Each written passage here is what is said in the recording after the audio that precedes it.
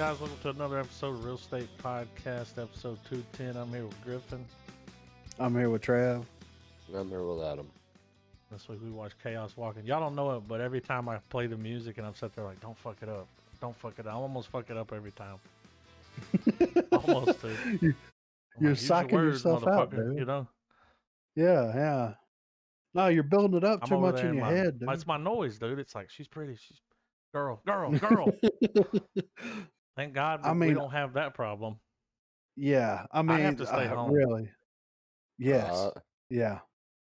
Could you imagine, like, all right, let's apply the chaos walking, I'm going to call it the hook, being the noise. And let's apply that to a pandemic time period, right?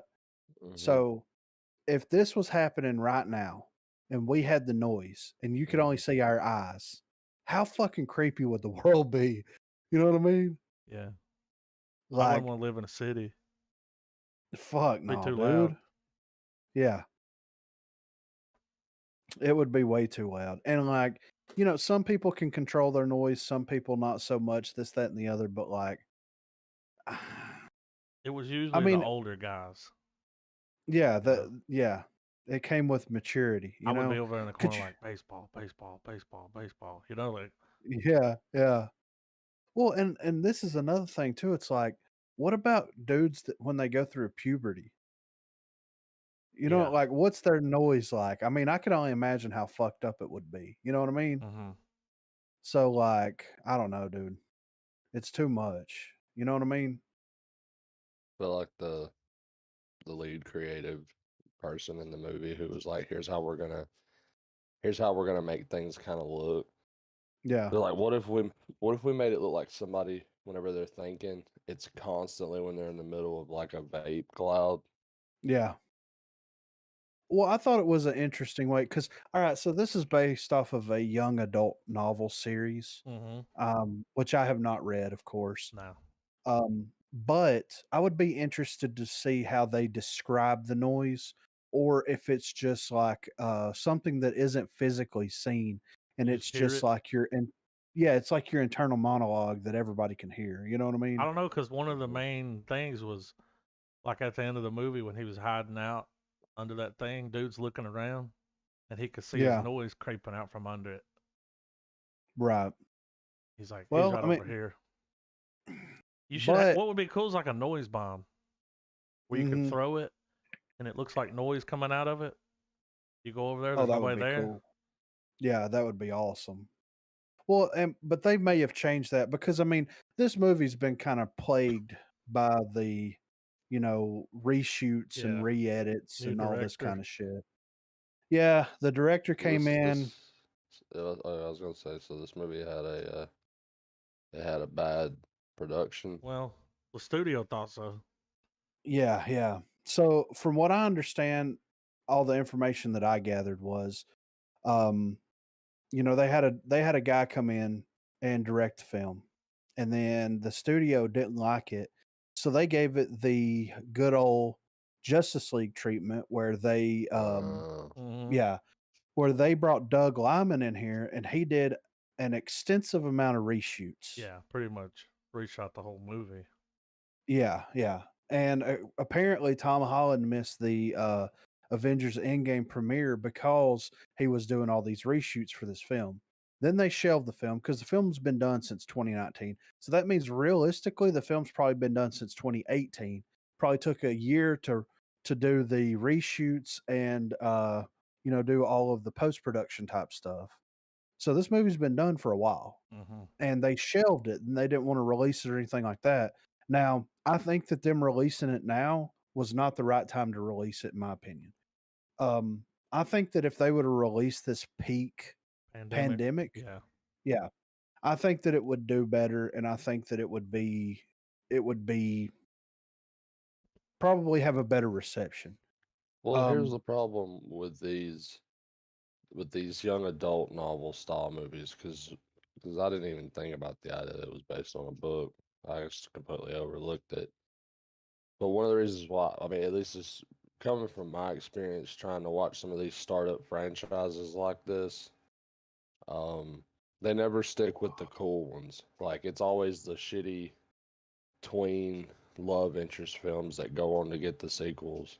Because Right. I don't know if you guys ever bothered with this film back when it dropped, but there's a movie that came out called I'm Number 4. I've never read the books, don't know shit about what goes on with it, but I thought the first film was half decent and was like, I'll watch a sequel. Right. But it bombed in the box office. It didn't do any good, and nothing became of it. And I feel like that attributes to like the fact that these more like sci-fi-ish style films where something completely supernatural is kind of taking hold in the setting. Yeah. It's like the stories where the setting and the world building could be so much more. Those films always kind of just the one comes out and that's it. And the other one's kind of, like the Maze Runner type films and shit. Yeah. The Hunger Games. Because when you said young adult novel, like that fucking clicked for so much for me with this. I was like, oh, okay, that's because I was getting like, like if somebody was like the ability to do a more R-rated or more extremely pushed PG-13 style film, this shit could have been even crazier, I think. Yeah. Well, and I think that so the idea of a young adult novel, in my opinion, is like, okay, when we were in school, like what was the huge buzz? And that was what, Harry Potter? Harry Potter, and then I think on our way out, it was starting to become Twilight. Right. Okay, so let's just take Harry Potter for example. Like Harry Potter and the Chamber of Secrets came out when I was in like 4th grade, right? 5th grade, something like that. Yeah. And the last novel didn't come out until I was an adult. You know what I mean? Mm-hmm. So the idea of young adult novels and then them of course translating over into films is okay, the first, book or the first film is going to be very juvenile and it's going to get more adult themed as it goes on. Mm-hmm. So I think the idea of like um if this was a trilogy, like the book series was a trilogy, and if they were to make this a trilogy of films, then I can see where the next film and the next book, depending on how closely they followed it, would be very it would be that middle ground to where it does a ton of world building and you see the characters develop and grow. And then I think when it gets to the last novel or the last movie, then that's when it gets a little bit more adult. Now, like it doesn't go off the deep end where you have a bunch of crazy shit going on, but it takes it to where almost to where it needs to be, and then you can kind of expand from there. And that's Well, why oh go ahead. it's kind of like, because it's the journey of like it's the young adult. It's young adults, another word to me for coming of age. Uh, just about the one parallel that all of those stories, Maze Runner, Hunger Games, Chaos Walking, Harry Potter, etc., they all have this theme of like adults are assholes. So Yeah. the only way to beat the asshole is to become a smarter asshole. Yeah. Yeah. And Right. I mean that's the trope in all of them, So Yeah. Um, it was interesting enough for me to be interested in reading the books. Because like I said, I would like to see how they describe and treat the noise in the film and or in the book. And I think that they of course have to develop more into like what were those creatures called that was on the planet? I can't Uh, remember the scourge or something like that. They called Thorn. it was started with the scorn, I something don't like remember.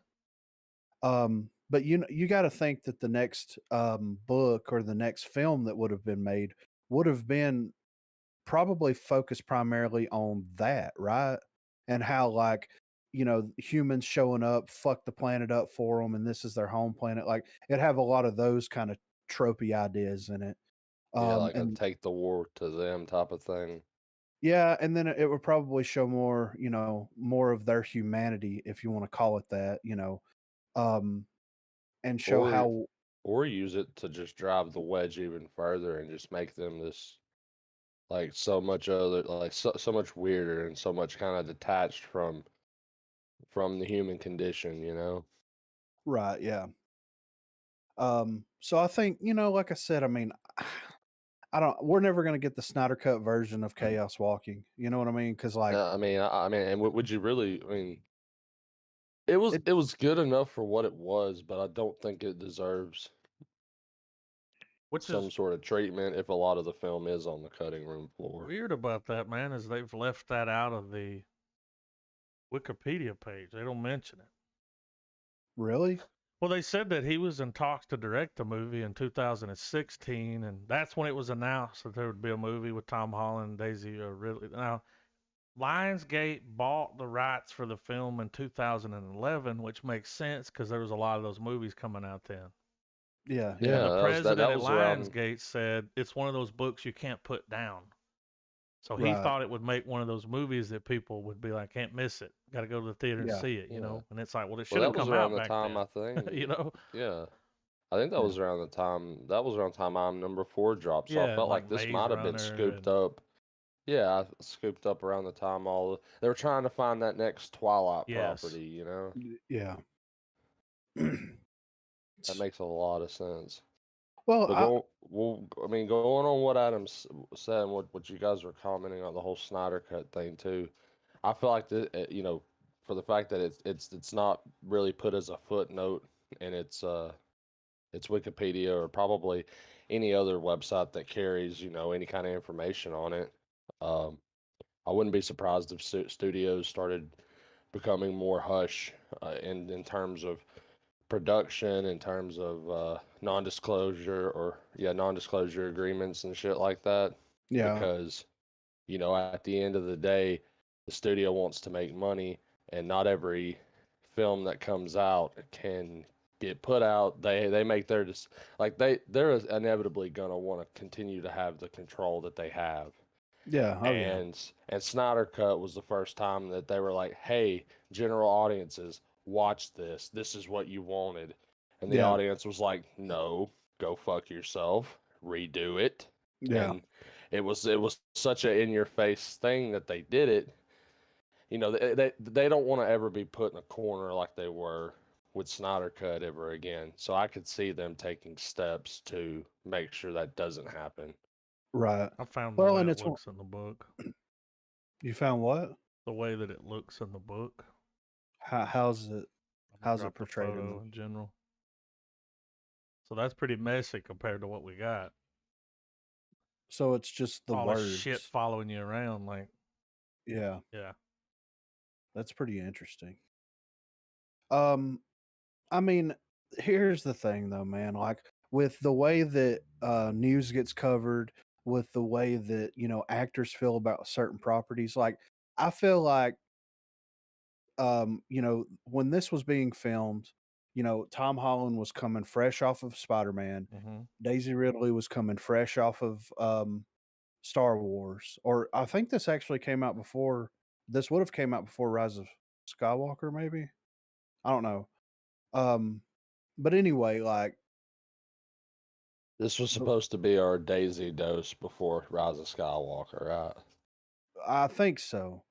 But if her trajectory and popularity as Rey had actually been well received, this would have been that in between movie where like, yeah, man, yeah, she's so good.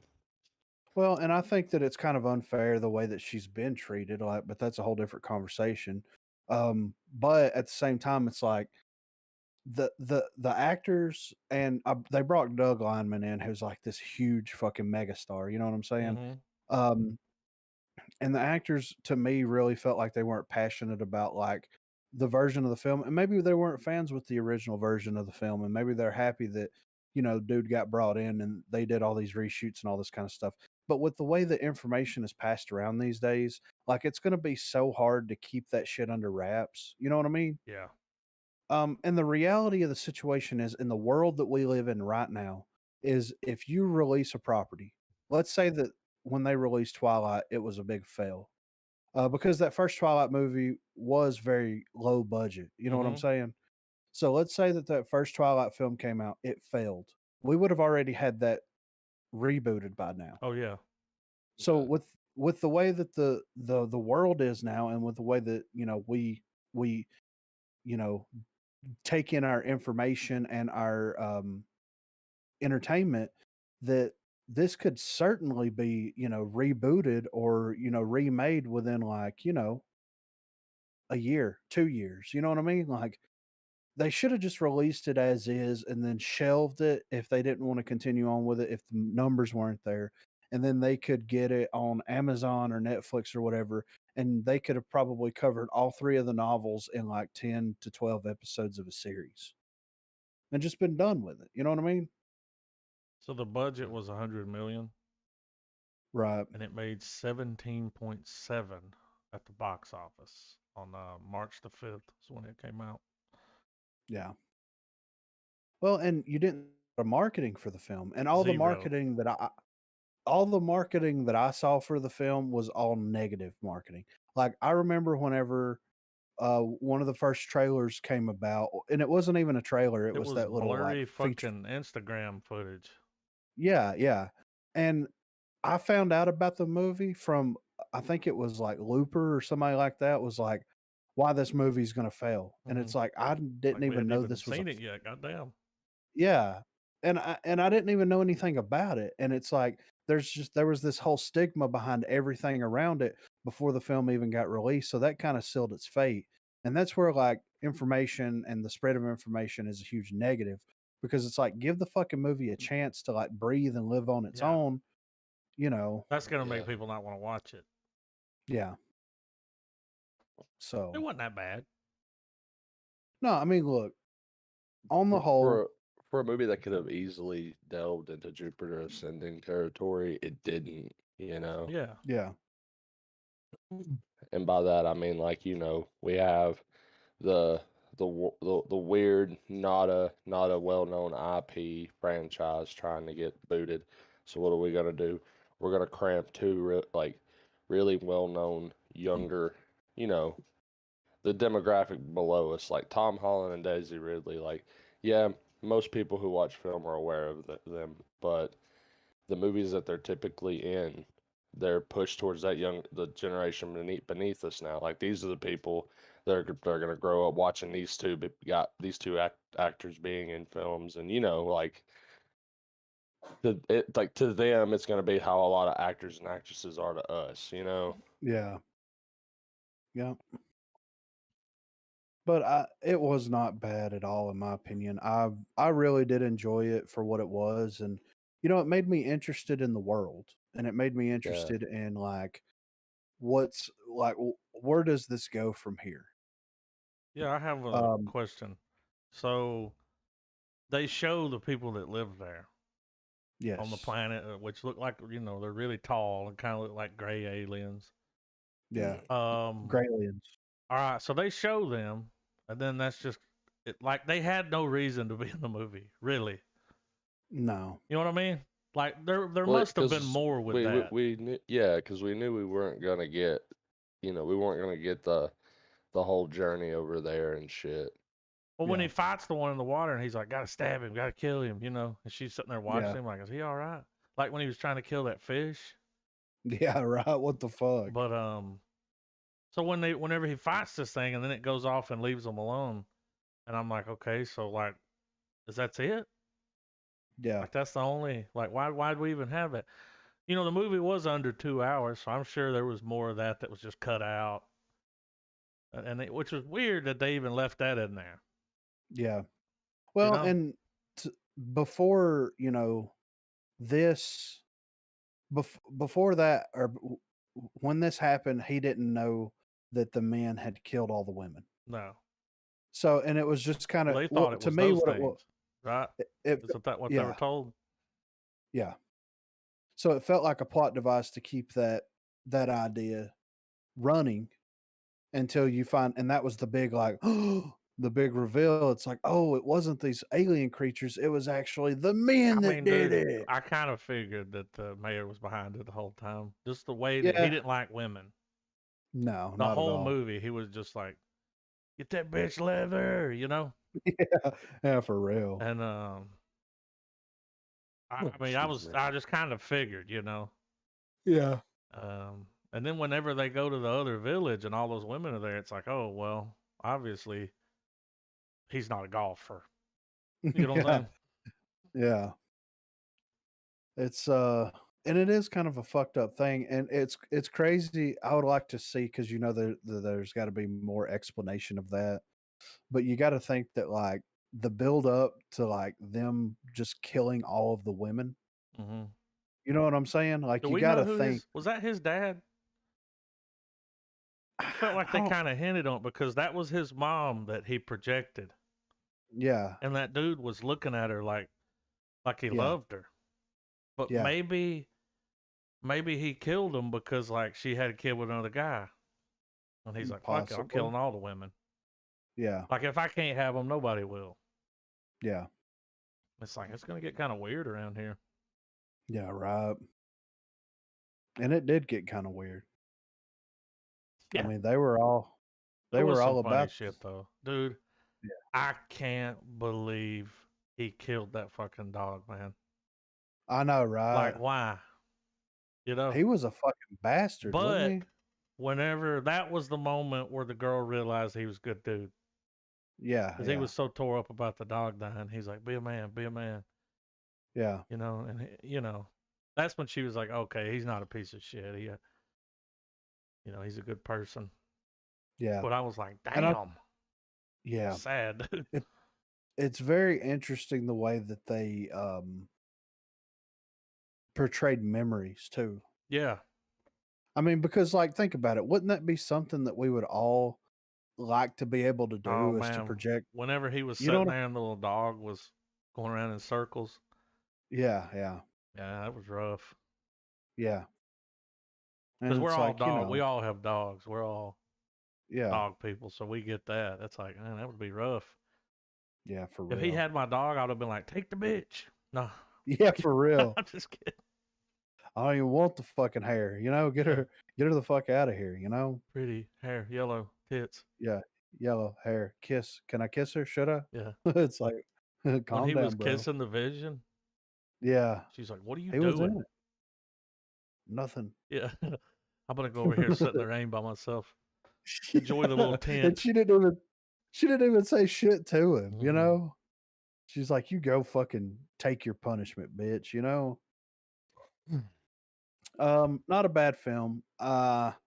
It's not. All right, it's not going to get a sequel. Like we Nah, already know that. it's done.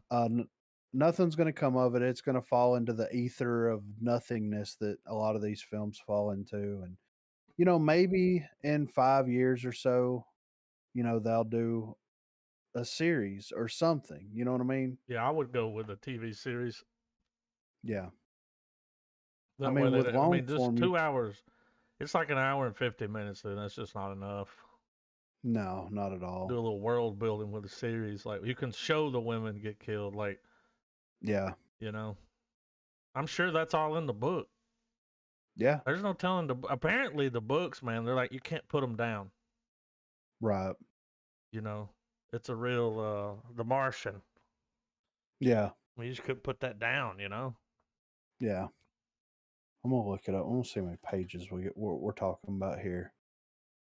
The Knife of Never. All right, let's see what we got her. Let's see what we have her. Bonus short story. Okay. So this is 2014. Let's see. 512 pages for that first book. Damn. Yeah, I mean yeah. And that's just one book. That's just the first one, yeah. Yeah. You could tell shit had been taken out of the movie. Like the cut, you could tell. Yeah. So. But hey, that's the movie we got. We watched it. Nice to see Daisy again. Hopefully, oh yeah. Hopefully she gets some more work in the future. She does have a few things lined up to do, but Maybe she said that after Star Wars, she was worried that she wasn't going to get any. Yeah, and I mean, if they do that to her, that's fucked up. Yeah, it's not her fault. Yeah. I like her. I do too. I really like her. She was a button, dude.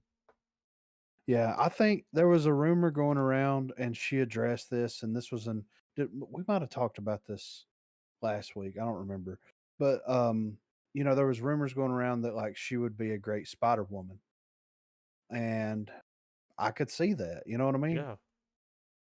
And I would be okay with that casting. So Yeah.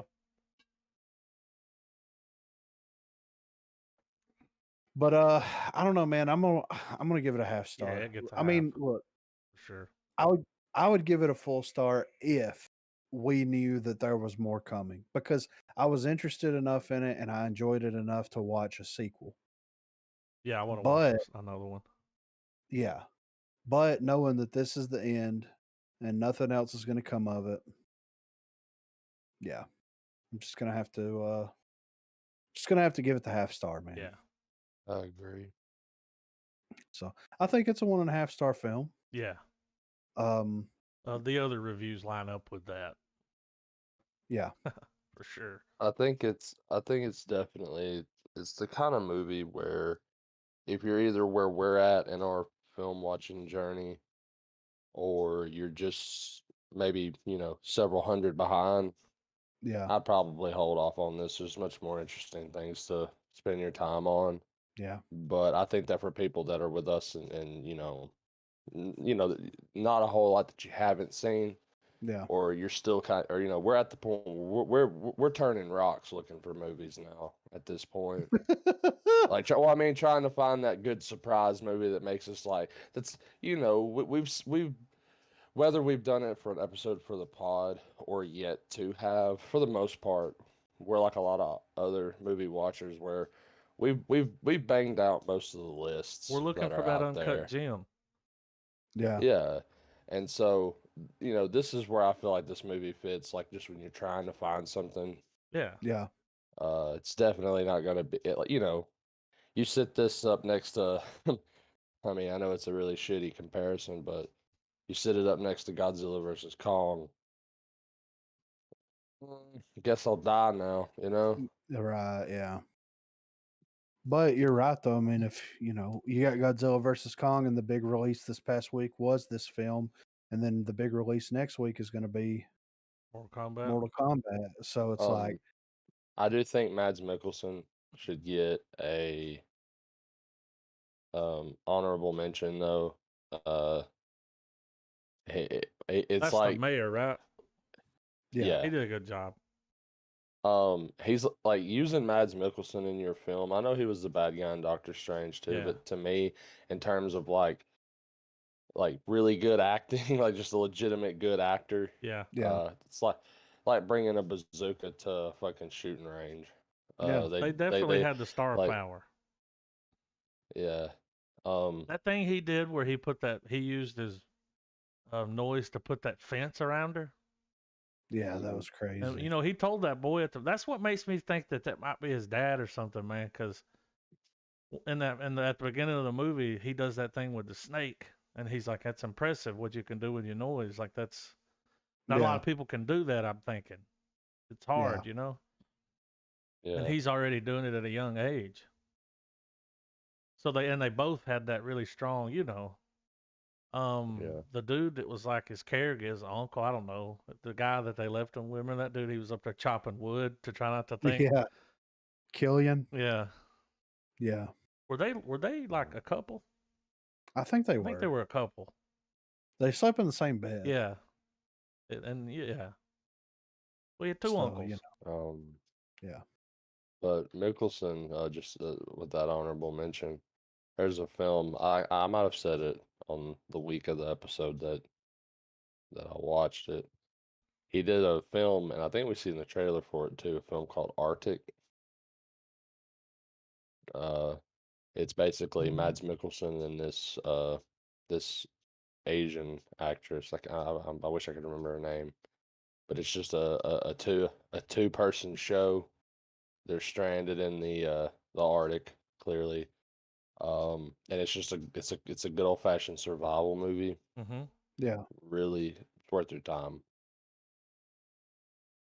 Has Mads Mikkelsen ever been has he ever been a Bond villain? Yeah. I believe he was a villain for Skyfall, I think. Casino Royale. Okay, it was that's he right. was Okay. he was a Daniel Craig Bond villain for sure. Yeah, I see. That's right. Yeah, he's perfect for that. Yeah, he is. He does a good villain. He's so like intimidating. Yeah. Another time to plug in the fact that Hannibal was a fantastic show with him in it. He's like, in my world, he's Hannibal Lecter now. Like, he toppled the great Hopkins, dude. Really? And that's hard to do. That's very hard to do, man. And he does it by not being Anthony Hopkins' version of Hannibal Lecter. Like, that's for sure. He takes the character and molds it himself. Yeah, well, in Anthony Hopkins' defense, though, Mikkelsen has had way more time to be the character on screen, like having to stay in character to portray him, you know? Yeah.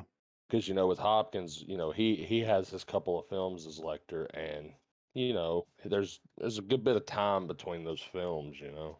Right, yeah. But yeah, Mikkelsen's definitely Lecter, and, like, for me going forward. Yeah. He was also in Rogue One. Yeah, he's the one that sabotaged the he's the scientist that put the flaw in the Death Star. Yeah.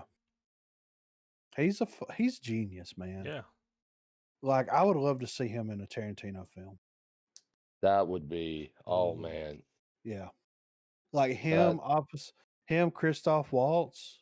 Oh, you know, dude. Oh, just have those two people sitting at a coffee table, man. Imagine him and Tarantino write the dialogue. I'll sit through 2 hours of that. Because they won't have to do shit but just talk to one another, and clinic. they're yeah, dude, it'd be a master class, man. Yeah.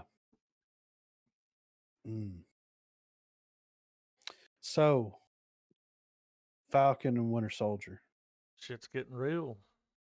Let's talk about this for a second. So do we write off Red Hulk or not?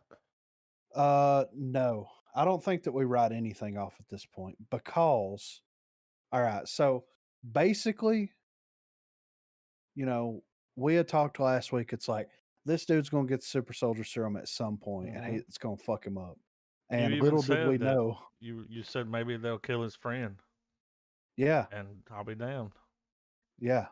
And they did all that shit in this one episode. Yeah. Like, I was like, damn, has the algorithm transcended just search engines? Yeah, it's my fucking Elon Musk chip that was uploaded in my brain, you know. Well, I mean, with the style of filmmaking that they're going with this story, this is the kind of trope that's been done a million times over.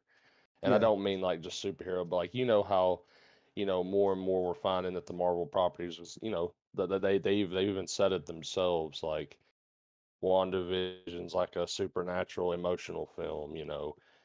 Falcon Winter Soldier's the buddy cop thing, you know. Yeah. And with that comes their foreshadowing moments. Yeah. And I really like the route that they're going with Falcon and Winter Soldier. Like, I mean, Zemo has made the series so far, in my opinion. Because I mean, I agree, but that opening sequence, man, of Bucky getting the word, like, you know, when we find out the first time he's deprogrammed. Oh yeah. And he's in Wakanda and shit. He had some facting going on that was like almost on point with Chris Evans when goddamn everybody shows up, because in like 2 or 3 seconds you see so many emotions get conveyed and just, you know, like good facting. Yeah. Well, and I like how, I mean, because Falcon has been the same, you know, for the most part, he's been the same character through and through. You know his motivations, you know what's going on with him.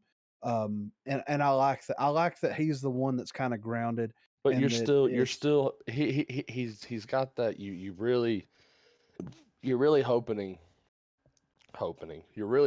that by the end of the story that he comes out on top. Like he's gonna Oh be yeah, able to have his Falcon shit and his, his family stuff. He's gonna have his I fucking hope they house get the in loan. order. You know, yeah.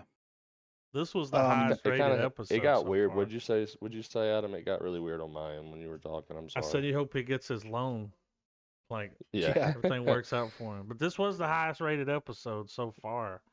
The whole world is watching. Got a 9. Um, the Power Broker was at 8.2. This was the highest bro, rated one so far. And there's only 2 episodes left. really? Yeah, it goes to 6 on IMDb, and that's it. Well, With what we get in this episode, you can They're tell cramming it. in terms of like taking a movie and stretching it out. Yeah. We're at the third act turn, like Yeah. So what's the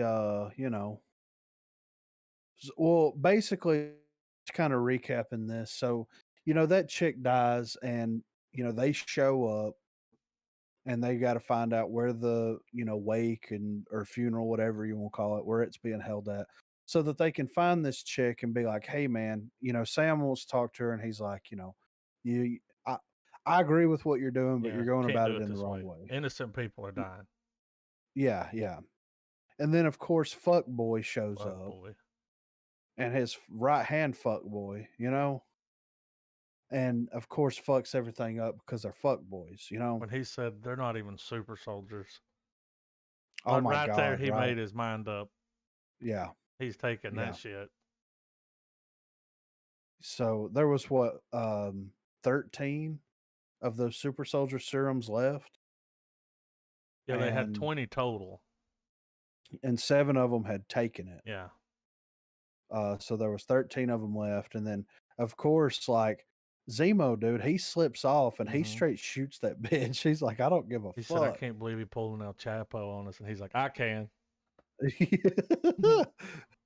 There was a fucking hole, like under the bathtub. There was a drain that he popped down, like.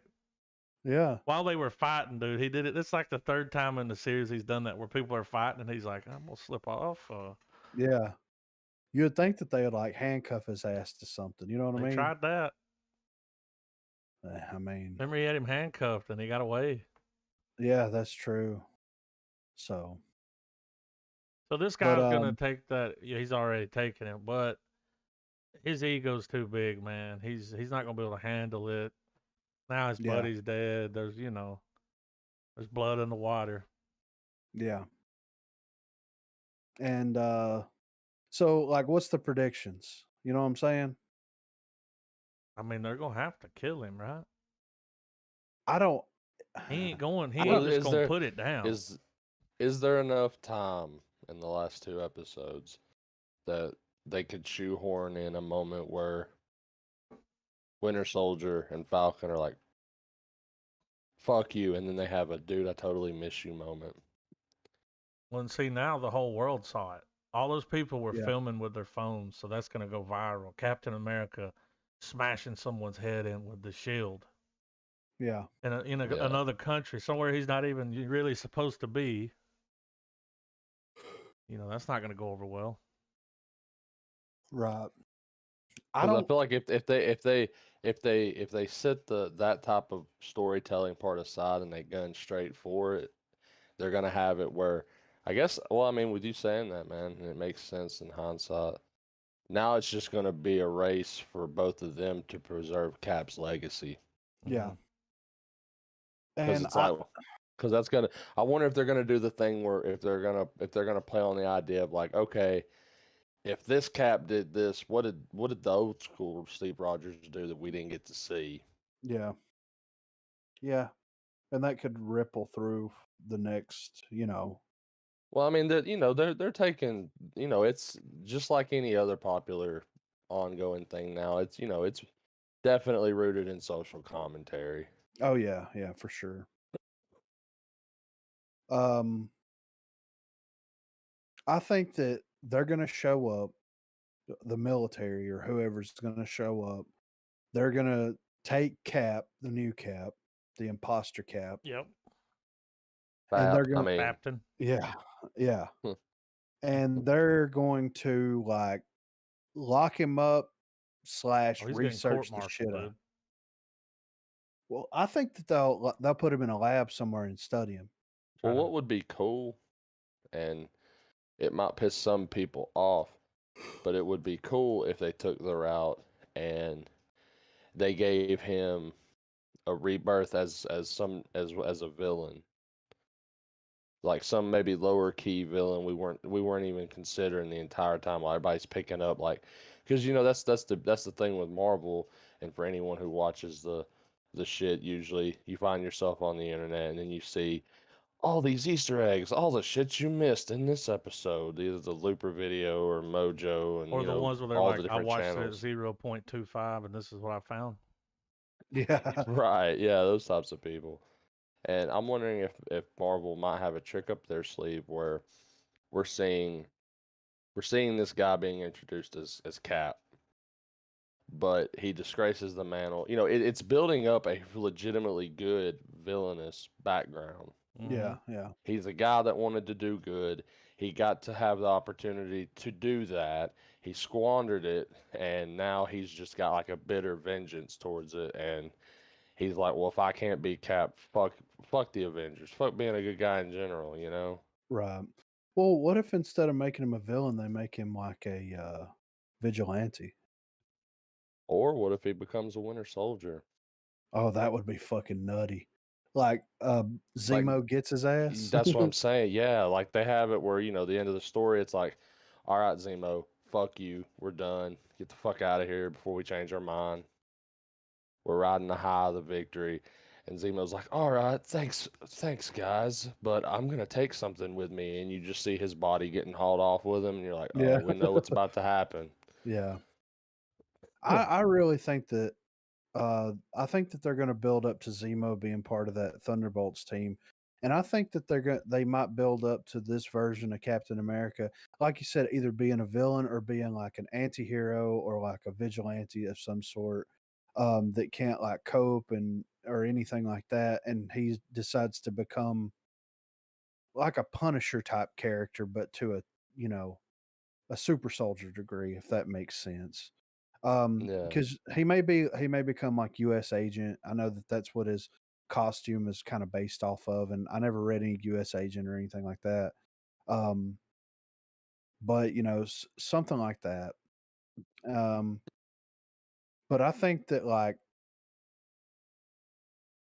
I mean, I want this girl to like, I want them to come to terms with the girl, but we know that that's not going to happen, right?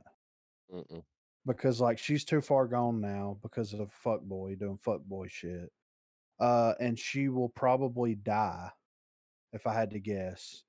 And that's going to set off this chain of events that's going to like just basically ripple through the next, the next what do you call it, of the next phase of Marvel.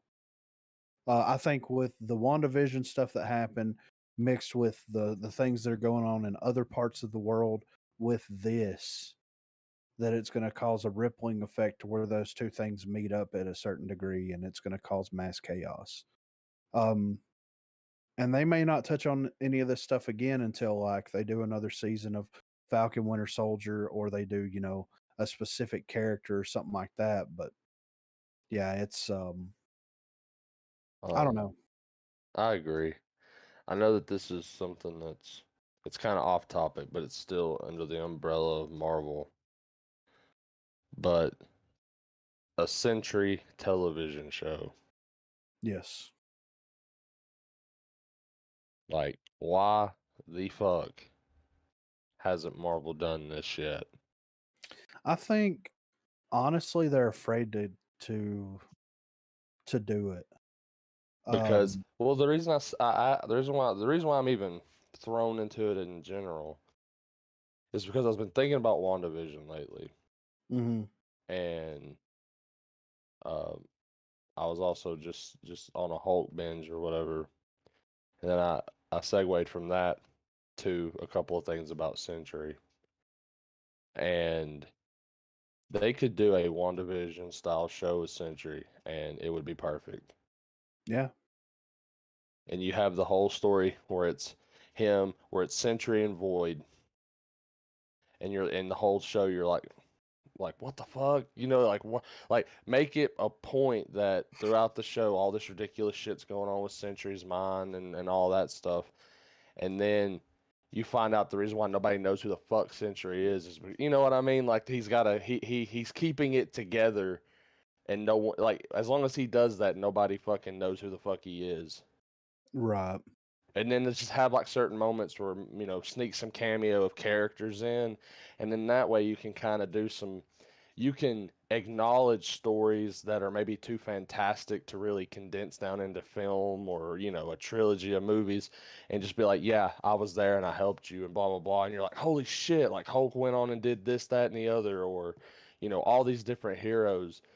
And then, like, you know, yeah, because you know, the whole concept's if because Void and Sentry are the same motherfucker. Yeah. Plays into his whole schizophrenia and shit like that. And I don't know, I just thought it was interesting that as long as he keeps, you know, as long as he's keeping shit together in his mind, and he's still like a hopeless little, just a fuck all basically. The world stays at, you know, the world's at peace as long as he's not doing shit. It's such a weird story for a character that's got like just a weird power set anyway, you know? Right, yeah. But I was, you know, but all that coming full circle, I just felt like WandaVision could, because with the whole idea that, you know, WandaVision takes place in that fucking living room 90% of the first half of the show. Yeah. Like, they could do that with him being in the fucking, you know, in his house, just doing mundane shit, but then, like, cut to moments where, like, you know, it's just full-blown, like, superhero shit going haywire. Yeah. Psychological. Yeah. There was a video uploaded February the 10th, 2020, from this Cosmic Wonder YouTube channel, almost 1 million subscribers. Yeah. That says the Century MCU Disney Plus show in the talks. So they're talking about doing something. Yeah. Oh, okay. I mean, because it's the perfect time to dish out characters like him, and just because, like, the thing about the Century is you can do a one and done with him and establish him in the MCU and never have to reference him again. Yeah. That's one of the craziest things about him, is because he's so goddamn powerful. But, you know, Yeah. mental things and stuff, and especially with the past 10, 20 years of social media having the whole campaign about mental illness and shit like that. Yeah. It's the perfect time for a show that addresses it head on, you know? Yeah. I mean, it's mental illness personified. You know what I mean? Like, Well, that and addiction, because the whole reason he takes the exactly. serums because he's a fucking addict. Yeah. So predictions. What do you guys think is going to be like the next? What do you think is going to happen in the next episode, and where do you think it's going? We're probably going to get the Flag Smasher, like the larger implication. Like that one more step, like, okay, they're trying to get this serum, they're doing all this anti-bullshit, whatever. The next one, we're going to get the full fucking, like, I think the next episode's where the curtain's going to be wide ass open, and that's how we're going to sell into the finale. Right. I know that's very vague and doesn't really nail any big guesswork, but I'm thinking after the world seeing Captain America do that they're going to call him in and be like, you might have to step down for a little bit. He's going to be like, I'm Captain America, You're bitch. not getting the shield, bitch. Yeah. Who's got a huge big ego? It would be interesting if the end of these little Marvel series, you know how at the end of WandaVision, Right. when she fixes shit, like, you know, the humans are like, fuck you, kinda, like, get the fuck out of our town. Right. Well, it's like this is all slowly back in, like, because the shows are dealing with various perspectives of post-snap life. Yeah. Like when they all come back and shit. And Yeah. it's like it's setting it up to where most of the people are fucking over the superhero shit. Yeah. Yeah. Like Like humanity's basically like, man, half the fucking universe got wiped the fuck out because a bunch of people in suits decided they was gonna play punchy punch, you know? You never play punchy punch, you dude. don't play punchy punch when you got fucking goggles and shit, you know? You don't play punchy punch when snappy snap is on the table. You don't go full punchy punch. You don't go full punchy punch. I mean, we're distilling it down so fucking little shit can understand this. You don't punchy punch, dude. Not when snappy snap's there. Yeah, I'm interested to see what happens. And then, like, right off the heels of this, we get Loki. So, I mean, we're just going to keep getting them. They started shooting Moon Knight recently. Like, it's going to be great. I think that they're. I'm really hoping Loki isn't a letdown. Like, that's like WandaVision surprised me. Falcon Winter Soldiers kept me comfy. Like, I want Loki to like do what I want Loki to do. Low key be good. Yeah. I think that the implications of what Loki's going to be doing is going to be something that's going to be there until they stop making Marvel films. If they confirm that one rumor that possibly Loki could have been playing keep away with the Infinity Stones from Thanos so much longer than what we were made aware of. Yeah. And that the iteration of him, because we're going in time travel territory. So it's established at Endgame now that all throughout the MCU, Old Man Steve Rogers has existed. Whether he's in our reality or not is yet to be revealed, but he was there. Right. Because if we're looking at the flow of time, all the shit in Endgame, Cap's got to come back. You know what I mean? All that shit, the time heist and whatnot. Yeah. That also means that this version of Loki has been jumping through the multiverse the whole time as well. Yeah. So if we find out that he caught on to Thanos' plans and that everything Loki's done in his cinematic appearances was to just keep those stones, like it because it would be brilliant in keeping the fact that the Thanos event is inevitable. Yeah. No matter what timeline that this shit happens, they have to deal with Thanos. And it would be interesting if, from one perspective, that this Loki that we're going to see has realized that, like, yeah, everything's about to fucking end. I can't stop it, but maybe I can prolong it. Yeah. And then maybe he gets to one of our, he's bouncing around and then he bounced back to our timeline where it's like, oh, we did stop him. Holy shit. Like, right. Well, and with the Loki series being, kind of what it is and where it's going, then there could be a very real possibility that he plays a minor role in the helping it happen. What if the reason why he chose to align with Thanos in the very fucking beginning by doing the Battle of New York is that by the events of this show, by the end, because it would be fucking super tragic and it would make so much sense on a level of like you're just numbed by constantly seeing it. What if we see a slow motion version of what Doctor Strange does in Infinity War where he looks into all the different times they fought? What if Loki is doing the same thing but in like the long way round? Yeah. Like he's bouncing to these universes and he's like, no matter where the fuck I go, Thanos is wiping everyone the fuck out.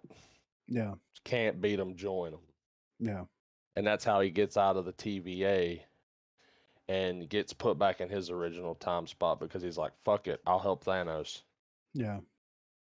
Well, I mean, there's so much stuff that they could do with it that I'm interested to see. And I think that, like, with the implications of what's been said with the trailers alone, that the idea of like him going through these various timelines and trying to fix things and set things right and all this kind of stuff, like it could play on that idea, but it could also play in like the multiverse of madness stuff. What if he gets a minor appearance in Multiverse of Madness because he's doing all this shit?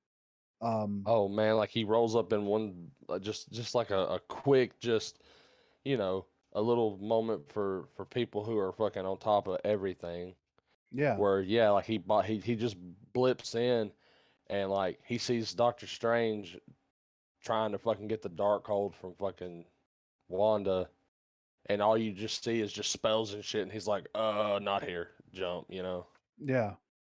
But I mean, that's if he's lining things up to go the way that they're supposed to go, to just even get to the point where Thanos does show up, like, what if this I don't know, man. There's so much shit that they could do with it. I'm interested to see where they go, and the fact that it's taking place primarily, if not completely, in alternate realities, it just makes it that much more interesting. And I could see where your average, you know, fan or your average watcher would be like, "Well, what the fuck is the point?" And it's like, yeah, but the implication behind all, you know what I'm saying? Like, Yeah, like all the stuff in these shows, I think, are gonna raise moments where when you go back and you watch the movies again, they're gonna hit differently. yes, Like, well, that shit hit different. in the same way, the 50th Doctor Who special makes David Tennant's regeneration hit different now. Yeah, yeah. Like, because at the end of the 10th Doctor's run, he's his big line that he says before he dies is, "I don't want to go." Most people had a problem with that. They were like, "What the fuck? Like, Doctor ain't a bitch. Why is he dying like a bitch?" In the 50th anniversary, he doesn't want to go because he is aware that now it's time for him to go to Trenzalore and fucking seal off Gallifrey and all that kind of shit. Yeah, yeah. So I could see Marvel doing something similar where it's like, "Oh, so this motherfucker knew the whole time, like, what the fuck?" Or, just Right. little key moments of like, why were they holding on to that information? And then it's like, "Oh, fucking here's why." Like, Yeah. here's 6 hours of plot to explain why he just kept his fucking mouth shut. Yeah, here you go, bitch fist, you know? Speaking of keeping his mouth shut, there's something that I noticed too, or it came to my mind about a week ago. I was thinking about it. The Flash and Justice League. And I don't know why we didn't bring this up in the episode. God damn it, we talked about it enough. Did we ever point out the fact that the Flash, when he does his time rewinding thing, he never tells the League. Yeah. He never tells anyone. He saves the fucking world and doesn't say shit. Because I mean, and he lets the League go on to believe that what they're doing worked. Yeah. Yeah. Well, and I think that we see why it is, because like we would Like, have that's the never. hero in Barry, of course, but like, Well, if he tells them that, like, he's automatically going to be a threat, He right? broke the But rules. yeah, but if he plays this dumbass, right? Mm-hmm. If he plays this like goofball dumbass character, then whenever fucking Darkseid shows up, he's not going to consider him as much of a threat as like Batman or Superman, even though the Flash is arguably one of the most powerful I mean, heroes. he's a living god, Yeah. basically. So, and I think the implications are there. It's like, why would you? That's like Travis. Okay, if we're playing cards and I have X-ray vision and I can see through your cards, am I going to tell you that? No, I'm Of going to take course not. all. I'm going to take all your money. Yeah. All of it. I'm going to take the house, the car, the dogs. I'm taking it all, dude, Mm-hmm. because I need that in my back pocket. That's like if Flash gives out like his true power level to everybody, then whenever Darkseid shows up, Darkseid's going to stick his fist so far up Barry Allen's ass that he's not going to be able to run anywhere. Mm-mm. You know what I'm saying? And I think that that's what it was. That sets up perfectly for him to go back and let Batman know what's going on and set this chain of events in motion. Well, I mean, I'm thinking in terms of more of like, not with necessarily like the larger threat of Darkseid, but just the simple fact that he didn't even know. He was like, man, like there were like nothing, like he kept his calm on such a level that even the League was like what just happened? Yeah. Because there had to be a moment where like shit kind of got weird, like WandaVision style, and they're like, what the fuck? Yeah. Even Well, Cyborg, like that, like I'm wondering, like I know we're going into what could have and maybe won't ever be seen, but just like a moment where it's Cyborg and Barry sitting there, and Cyborg just looks at him and goes, "I know what you did, Barry." Or he's Superman like, knowing. "Oh, Oh that'd be yeah, fucking great." even that. Yeah. But yeah, I didn't mean to go off in a tangent. It was just we're in superhero land, so I just was throwing out thoughts that I've had recently. No, it's cool, man. Well, let's pivot from superhero land and let's go into Gundam live action movie land. Oh man. So Trav dropped this in here. You want to take the lead on this one, Trav? Okay. So basically, so pretty much, Am I right wished with the upon a choice of star. director? Yeah, dude. Last Yeah, week you said it. I wished upon a star, and the star twinkled and was like, "Travis, I got you, fam." So long story short, the folks behind Legendary Pictures, and teaming up with people from Pacific Rim, we're getting us a Netflix Gundam film, guys. From the dude that did Skull Island. From the motherfucker that did Skull Island. And I think that's a great choice. I mean, I hate to be channeling Crystalia right now, but like, fast track it. Hurry up. Bright.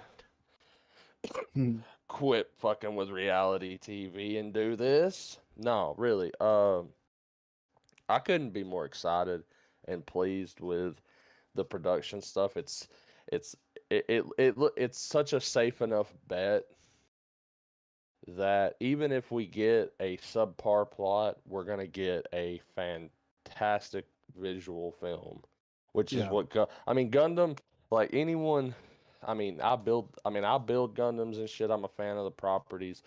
I would like to think a lot of like-minded people believe that if we're gonna have a pure aesthetic level like film, this is like these motherfuckers need to just blow their visual load on this. Yeah. And the beauty of it though is that like Pacific Rim, the concept of the Gundams, the soldiers and the pilots that have to get in these suits and fucking do the deed. Everything down from the corporatocracies that run these different companies that create the suits, because the whole concept, long basic gestalt condensed down. Earth has a bunch of motherfuckers, these little shitty little mobile suits. There's we've populated, we have colonies and other shit. There's wars in space. They're called Gundams because they're made out of a particular metal called Gundanium, because Japan. And those are the ridiculous suits. The motherfuckers like Wing Zero, fucking all those things. They're made out of this fucking badass alloy. That's why they can land and fucking cut through like a million red suit mobile suits and it not be a big deal. But just all the things. There's so many different stories they can pull from. Yeah. It's just I'm excited. I don't know what avenue of story they're gonna try to pull from. It's obviously gonna probably be, if they're smart, just do from the beginning. Yeah. Take it from the top. Yeah. But I hope it's the start of maybe either a series of films or just, maybe occasionally we can get some Gundam properties on screen now.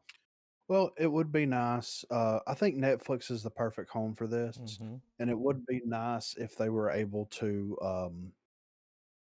pivot like from the film into a series, into a film, and just because think about like the way that Gundam was and the way that like a lot of those animes that we grew up on were. You would get a series and then a film and then a series and then a film and then what if they did the same thing but they use the film to establish everything, to get a lot of the backstory and all that stuff and the world building done with. You have a couple of fights here and there, and then they could release like 45-minute to an hour long episodes of just like these ridiculous Gundam fights and all this other crazy shit going on. Basically doing the same thing that they're doing, that they did back in the day, but doing it in reverse, as opposed to doing the series and then releasing films. Just do films and then release the series and just like roll with it that way. And I think that would be a very interesting way to capture that. And like Netflix is the perfect place. So like, give them the money to do what they need to do with it, and then roll with it and have a good time. And I guess to echo your sentiments with Netflix, man, it's perfect in my opinion because even though we're really hamming up the concept of the idea that we're going to see the mobile suits and all their fucking glory, fucking throwing down, having all these really cool battles and what have you.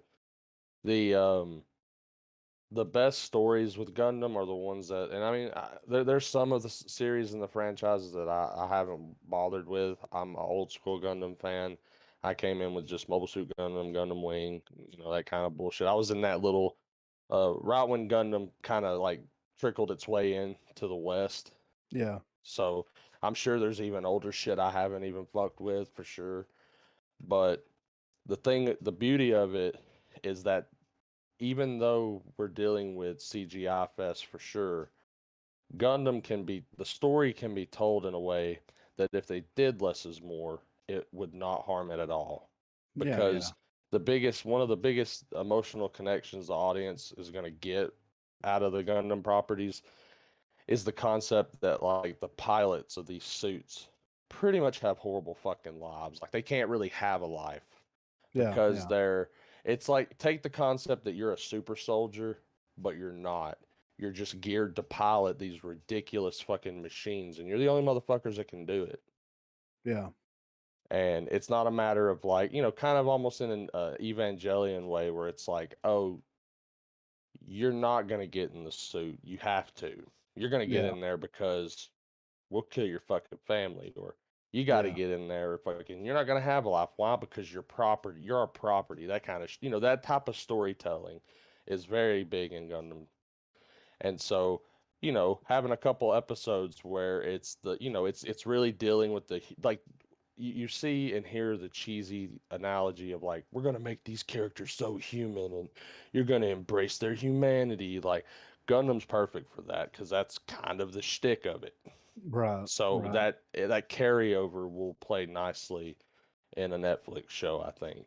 That way they can save the budget for when it's like, all right, the talking's over, time for some fucking fighting. Ass whoopings.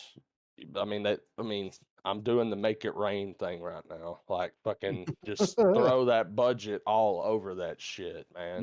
Yeah. All right. So that'll be coming in what, 2 years, you think? 2023, 2024, somewhere in that area. I feel like it's one of those things if we just like we acknowledge it now and then leave it alone, maybe it'll come out and we like constantly going into it'll make it, like prolong its release. But yeah, I'm super stoked for that. Yeah, it's gonna be fucking awesome. Next up, the Dune remake is confirmed to follow just the first half of the book. Writer Eric Roth calls Dune really spectacular and compares the potential franchise to Peter Jackson's Lord of the Rings. And how many times have we heard that, and how many times has it fell flat on its fucking face, though? Yeah, for real, right? So this is what he had to say about it. Working on Dune was wonderful. I'd done some work for Dennis on Arrival, and we became kind of a little bit of soulmates. That's kind of a weird thing to say. And so when Dune came along, he asked me if I would approach it, and I did. And I wrote a big, full, overwritten Eric Roth draft that had certain things special to me. It needed to be honestly cut down, and sort of harnessed. And Dennis did some of that, and they eventually brought in a writer. I was busy, so they brought in a writer named John Spaths, Spates, who is a wonderful writer who I think kept it grounded. And I think I don't want to say Lord of the Rings, but I think it's really pretty spectacular. He's a visionary of his own kind, Dennis. He's kind of in love with this dude, right? Well, for him to have had such a wonderful time, here's what I took from it. He had fun with Dennis. He thought all that was cool. He wrote a big ass script. He loved it, but he didn't have time to really fix it. Yeah. So that makes me question whether it was really like, oh, I had a fun time with it. Which, I mean, Dune is such a dense fucking book that splitting it, fine, whatever.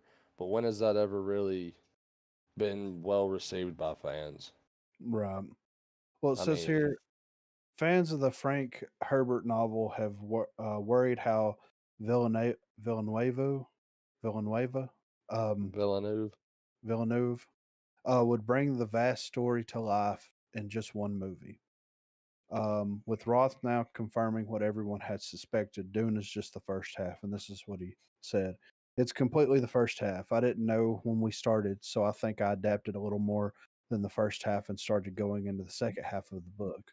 But I've seen the film, it's pretty much the first half. And then he said, it says planning a franchise when you have no idea how the first installment will be received is a risky game, and of course could result in Dune feeling like unfinished business should the worst come to the worst. Roth, though, remains hopeful that Villanueva, I don't know, will get to complete the arc, though the esteemed writer is unlikely to be involved. I wrote a treatment to show the estate what we could do with the second half, but I've got to tell you that I think I've done as much as I can do. I also have other things I want to do. I'm 76 years old, and these things obviously take a long time to do. And so I have a few others I'm excited about, and hopefully people love Dune so much that they do want to have a second part, and I'm sure Dennis would do an amazing version of that. So I mean, look, man, we've been talking about this Dune film for like 8 years now. Feels like. I'm just ready for this shit to come out. Like that's it. I'm ready for Dune to come out. I'm ready to check it out. I'm ready to watch it. I understand that like everybody got all pissy and weird about Dune coming to HBO Max and all this other shit. I'm ready for it. I'm ready to watch it. I'm ready to digest it. Yeah, And I'm I've got ready no to money invested in this fucking film, so I don't give a shit about its release, how Yeah, it's released. I'm just ready exactly. to sit down and hit play. They Yeah, have yeah. announced on his IMDb the TV show is on there, so that's I definitely mean, still hey, going to happen after the movie. They're doing Dune: The Sisterhood. right. There's no date, but it's before the Cleopatra. You know, he's going to direct that movie. Yeah. Um, so it's looking Cleopatra. like the Cleopatra. behind the scenes is so far so good. Yeah. I mean, in order for them to get the money out that they've put in, they got to make the rest of it. Oh yeah, for sure, So right? Yeah. So I'm interested to see. I just wanted to touch on that real quick. Uh, what do you guys think of Adam Mckay? just I like The it Big depends. Short. Yeah. Well, Adam Mckay says his A-list Netflix disaster comedy is more than a climate change warning. I So this is mean, the he's a little proactive in some of his fucking Yeah. stuff that he like. yeah He's I don't follow him on Twitter, but I've, you know what I'm I saying? yeah think Step Brothers that is statement hilarious. encapsulates. yeah Yeah, that encapsulates. I think the sentiments on Adam McKay for sure. yeah. It says that all right, new Leonardo DiCaprio and Jennifer Lawrence Netflix comedy will talk about the impact of the internet on modern communication.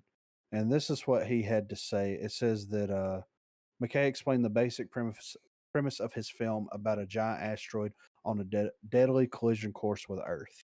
He said it's not the most high concept, bizarre idea, the idea of a disaster movie in which people don't necessarily believe that the disaster is coming. It goes back to the trope of the mayor from Jaws. Love to prove that, wouldn't you? Get your name into the National Geographic. So it's two mid-level, very sincere astronomers who make the discovery of a lifetime, which is a killer asteroid headed toward Earth. They have to warn everyone and have to go on a media tour. It's them navigating our world. It's them navigating their equivalent of Twitter. It's them navigating the political landscape. It's them navigating talk shows and how they're perceived. Um, it says it's DiCaprio and Lawrence and Rob Morgan trying to warn the world. I call it a dark comedy.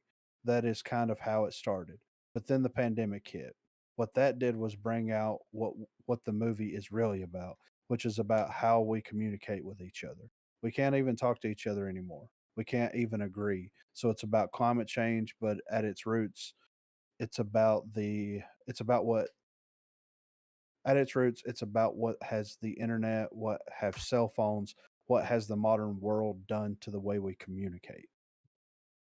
So, I mean, we'll see. It It's a also says comedy. that it has Chris Evans in it, Meryl Streep. Yeah. I'm interested to Yep. see DiCaprio in a comedy. Yeah, I am too.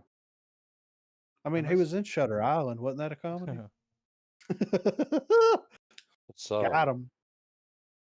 I mean, of course we're gonna have to watch it for the podcast, right? Yeah. So I mean, we gotta, when it comes out, and it's coming to Netflix, so we'll watch it. Of course. Yeah, that's right. Remember that teaser that That little- Netflix released? with like 18 movie Yeah, and it teasers. had that scene towards the end with those two standing on the ship or Yeah, standing somewhere like looking up. Yeah, So that's what it's from. Yeah. Okay. so we'll see. We'll watch it when it comes out, and we'll give our honest review. It says it's supposed to come out 2021, so Yeah, it should be coming out probably this summer, if I had to guess. Kevin Smith news. Smith fans here, right? a few. So it says Kevin Smith will auction off his horror anthology Kilroy Was Here as an NFT. It says Kevin Smith is getting into the NFT game in a unique way. The Clerks filmmaker is set to auction off his long awaited horror movie Kilroy Was Here as an NFT or non fungible token. This means that whoever wins the auction will have the rights to exhibit, distribute, and stream the movie, so they can potentially turn the digital investment into a moneymaker. According to a new report, Kilroy Was Here is set to be sold off to the highest bidder as an NFT. Details of the auction have not been revealed at this time. Jason Mewes, Harley Quinn Smith, Ralph Garman, and Chris Jericho are among the cast members in the horror anthology. Smith had this to say in a statement. As an indie artist, I'm always looking for a new platform through which to tell a story, and crypto has the potential to provide that, while also intersecting with our almost 25 years of experience selling real world collectibles online and at the brick and mortar Jay and Silent Bob's Secret Stash. Back in '94, we took Clerks up to Sundance and sold it. Selling Kilroy as an NFT feels very similar. Whoever buys it could choose to monetize it traditionally or simply own a film that nobody ever sees but them. We're not trying to raise financing by selling NFTs for a Kilroy movie. The completed Kilroy movie is the NFT.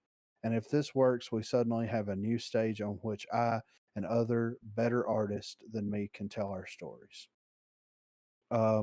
Additionally, Kevin Smith is launching an NFT gallery over at crypto.jandsilentbob.com. Regular artwork drops centered around smoking tokens with, with commemorative various Jay and Silent Bob movies monthly. Smith had this to say about the gallery. This allows us to shine a spotlight on artists we love and introduce the community to their style by way of our characters. We provide the Jay and Silent Bob, you provide the art, and our partner Semcor mints the NFT, and we split the profits. I've earned money off of Jay and Silent Bob for years now, so it's nice to provide a licensed place where others can do the same. Now, let me ask you guys this: we've talked about. I know me and Adams talked about this at least 400,000 times. Okay, Crowdfunding. why? Exactly. Yeah. Why in Kickstarter. the fuck is Kevin Smith so fucking afraid to do any type of crowdfunding campaign? Well, but now he's doing the whole Patreon thing, which is it's crowdfunding. no different. And I mean, but Yes. he had to do that because of COVID. He couldn't go on the road. So now he's got like a Patreon thing where if you join it, you get to watch him do live podcasts that nobody else can see. You know, there's a whole tier list of everything you get, and you get to see these episodes of just him and all this. Here's my problem with this NFT shit's getting out of hand. So let's say some millionaire decides he wants to buy it. He's a huge Jay and Silent Bob fan, and this is highly unlikely, you know. Yeah. But some guy buys this for his collection. Let's just say it's Quentin Tarantino. He buys it, and no one can ever see it. Yeah, he's like, it's mine. Now, I want to see the movie. So what happens if someone buys it like that and they're like, it's just my personal collection? Like it's like that dude, Martin Scarelli, that bought that fucking record. That Wu-Tang record? Yeah, nobody could ever hear it. Yeah. So like, dude, this NFT shit, like, here's what this tells me though. This movie has been shopped around and nobody wants it. Yeah. That's what that tells me. Nobody wants it. So he's gonna, and here's the thing, he could just put it online and be like, hey, $5. Yeah. And people would show up. He's got enough fans. Yes. Ralph Garman has enough fans. Like, people, I would watch it. I'd pay $5 to see it, man. Just, you know. Yeah. I went to the theater and watched Tusk. Yeah. Okay. There's a little bit of a novelty thing with this NFT shit. And it's getting out of hand here lately. Like, I saw that Storyfire platform. Yeah. They're running out of money. They couldn't get investors. So they're selling the Storyfire as an NFT. And if you buy it, which it sold for 15 grand. Now, they had almost 3 million in the company. Right. But someone bought it for 15 grand. It was at Ethereum. And now they own the code. They can do whatever they want. They can shut the website down. I mean, whatever they want to do with it. That's but they own it. Like, it's a one of a kind now. They've got the code, the NFT, the token. Yeah. You know, I get it with the art. You know, the artwork, like, people, they never had a way of like selling digital artwork. It's like, well, you can just copy and paste it. There's another one. Yeah. So and I get it with the music. Yeah. You could buy a one of a kind song, like an NFT, but like, I mean, I guess he could just put it on his fucking website, charge people $5 to watch it. But like you said, like, let's say he wanted to make that Moose Jaws. Yeah. Start a fucking Kickstarter, dude. Yeah, You'll get the money. Yeah. Well, and you've already got your pre-sale platform set up. Because think about it, like, all right, I've invested in a couple of Kickstarters in the last couple of months, right? Yeah, I invested in a movie last week. That Bowser dude, yeah, that dude that does. Oh yeah, that's right. Look at me, senpai, notice me. Yeah. So he's made a lot of short films that are like serious, like. Yeah.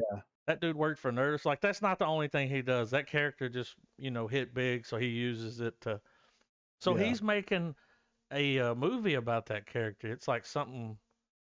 I can't remember the name, but I saw that he had a Kickstarter and he was almost had enough. His $500,000 is what he wanted. So I gave him $5, man. I get my name at the credits. Right. He ended up getting over $675,000 to make the movie. So great. Hell yeah. But I would happily throw 5, 10, dude, maybe even $15, $20 at Kevin Smith. Well, here's all I'm. Yeah, and all right, so we've spent money to go see Kevin Smith show Jay and Silent Bob, and then do a Q&A, and those tickets were $37. Yeah, yeah. Those tickets were $37 a piece, right? And I would gladly pay $37 on a Kevin Smith Kickstarter to get a physical copy of the film and to get like a couple of extra bonus things behind the scenes while the film's being made. Like, there's so much credits, whatever. Yeah, there's so much potential in with a fan base that large, and to do a Kickstarter. And I think the reason that I feel that he doesn't want to do a Kickstarter is because I think that he is afraid that he's going to fail. Well, he said it's like he's begging. But it's not though, right? Well, I mean, what is fucking Patreon? Exactly. It's the same thing. Well, and I mean, to be fair, like the idea of Patreon is kind of like it's just basically a model of a subscription service, right? You give us money. With Kickstarter, it's a little bit different because if we don't get all the money that we need, we don't fund it, you get your money back. Yes, exactly. So they're going to put, I guess, in his defense, they're going to put all that work into creating all these donation or all these tiers for the Kickstarter, this, that, and the other, and then what if it doesn't get funded? But I mean, there's enough of a fan base out there. There's enough people that love Kevin Smith and Jay and Ralph and the rest of the View Askew universe that if he put something up, even if it was Moose Jaws or Kilroy was here or anything like that, then it would easily be funded. Like, easily be funded. Yeah. And you have your pre-order platform. You can do like, he could do his version of dailies where it's just behind the scenes stuff that's Yes. only for, like only for people that pledge, like for the Kickstarter, and that's a tier. You pay $5, you get your credits, your name in the Yeah, credits. and you get to You see it. pay, You get a download link to watch it. yeah, for $10, you get to see the dailies, Yeah, which is just behind him the scene. bullshitting. Yeah, Maybe even for some commentary while he's cutting the movie. I would like to see shit like that. yeah, exactly. I'm a sucker for behind the scenes shit. That's why I Yeah, yeah, buy right. fucking Blu-rays and DVDs, like, cause you get the commentary, you get, Yeah. So, yeah, I he's just think fucking that up, dude. he's scared, and this, like, I'm interested to see Kilroy was here because, like, him, Andy McCrell, they both wrote it together, and it's an anthology horror film, and blah blah blah blah blah. And it's like it's amazing to me that Shudder or somebody like that didn't pick this up. You know what I mean? Well, how much does Or he want for it? That's another question. Like, what's he trying to yeah, charge? Like, yeah, why can't he just release it himself? he can, I he mean, look, can. that's his smoking token Yeah. in general. Let me see. That's what it looks like. Let me see the smoke. That's funny. It's got 37 on Yeah. it, dude, and it's Todd we trust. I mean, but anyway, I wanted to touch on that for a second because we're all Kevin Smith fans, but really though, like I feel like he's fucking up by like not crowdfunding, not relying on his audience. He relies on his audience to get him numbers in theaters, right? Mm-hmm. And at the end of the day, like he's got pull, but he doesn't have that much pull. You know what I'm saying? Mm-hmm. Well, that's the thing So, about him, dude, is like where he makes his money. Like, he's not making much off the movies, but he's getting them no, made. But where he makes his money is going on the road. Like, his yeah. fans show up and show out. Dude, do you remember that line we had to stand in Oh, I remember. for what, like an hour and a half, if Yeah. not 2 hours, and watch the guy dance up the road? Like, Yeah. We were in line for a fucking minute, which we were in the wrong line to begin with. But that's a whole different yeah, fucking we story. thought we were like, this line's short. Well, They're like, are you guys VIP? What? And they're like, oh, yeah. that's your line. And we look, the camera does that thing where it does the push and zoom on us. Yeah. It was like, Dun, dun, dun. it was wrapped Yeah, around the yeah. fucking building. Yeah, it was down the street for sure, like down the block. Are we talking about the Laugh Factory? No, this was when we went to the Jay and Silent The Bob movie. reboot. Yeah. The show and That's right. tell. I've That's seen what that I'm. motherfucker 3 times. Yeah, yeah, right. And would gladly pay. I would have paid whatever he wanted me to pay. Yeah. I mean, him and Jay did a Q&A for like an hour and a half after the movie. We was there for 4 hours. Yeah. And then after it was over, to top the night off, this dude was freaking out in the bathroom. It was fucking great. Yeah, he was like, my cell phone, give it back. And he was punching the wall. He was drunk, dude. Yeah. Yeah, dude. They While kept I was in alcohol there, coming. yeah, I was in there peeing. He started freaking out. I finished peeing. Corey said that his pee froze in midair and Yeah. then went right back into his body. Like, when we left, he was like, I got to pee. And it's like, well, you're going to have to wait like 30 minutes for us to get out of Atlanta. Yeah, for real, right? But yeah, I would gladly pay whatever, like to help fund a movie like that of someone we love. $37, dude. I would pay that in a heartbeat. Yeah. You know what I'm saying? And he would get the movie funded completely. Not Yeah. have to do any bullshit, suck any dick to get the movie made. Yeah. It would happen. And then he could release the movie. He could talk to distributors, whether it be Netflix, Hulu, whatever, and probably make money off of that on the back end. And So if they don't want to do it, then he could just put it out himself. yeah, exactly. He can host, you know what I mean? Yeah. Charge, like, of course, we've already paid our money to see it, but $5, it's all profit. Yeah. Sold American, you know? So I next will up, say I this, wanted though, to. real quick. That is interesting. Like, he's the first one to do that. Yeah, it is. Yeah. That's the first movie that's going to be sold as an NFT. He's the first. Yeah. But anyway. I had to look up what the fucking NFT was. Yeah, that's the thing. That remember a few weeks ago, the guy like this one dude sold a piece of artwork for $63 million. Yeah. And it's that Peeble or Beeble. Yeah. Which has great artwork. Yeah. And he's been doing it for free for a long time, but now like he's the next who's the guy that sells that artwork? Nobody's ever seen his face. He had yeah. He's got the picture that's shredded after they bought it, which was just a big publicity stunt. Like, I mean, that's fucking nutty, man. But yeah. Touch on a little Justice League news here. Justice League writer calls Joss Whedon's theatrical cut an act of vandalism. Those fighting words. Fair enough. I agree. I agree, dude. I don't care, dude. Yes, smart, biggest fucking thing somebody like this could fucking come out and say. Yeah, that's 5 head. Yeah, it says Chris Terrio, or Terrio, I don't know, who wrote the original script for the movie back when Snyder was still in charge of the project, bluntly told Vanity Fair that what Warner Brothers did to Snyder's film with Whedon's reshoots was nothing short of vandalism. He said the 2017 theatrical cut was an act of vandalism. Zach may be too much of a gentleman to say that, but I'm not. Love it.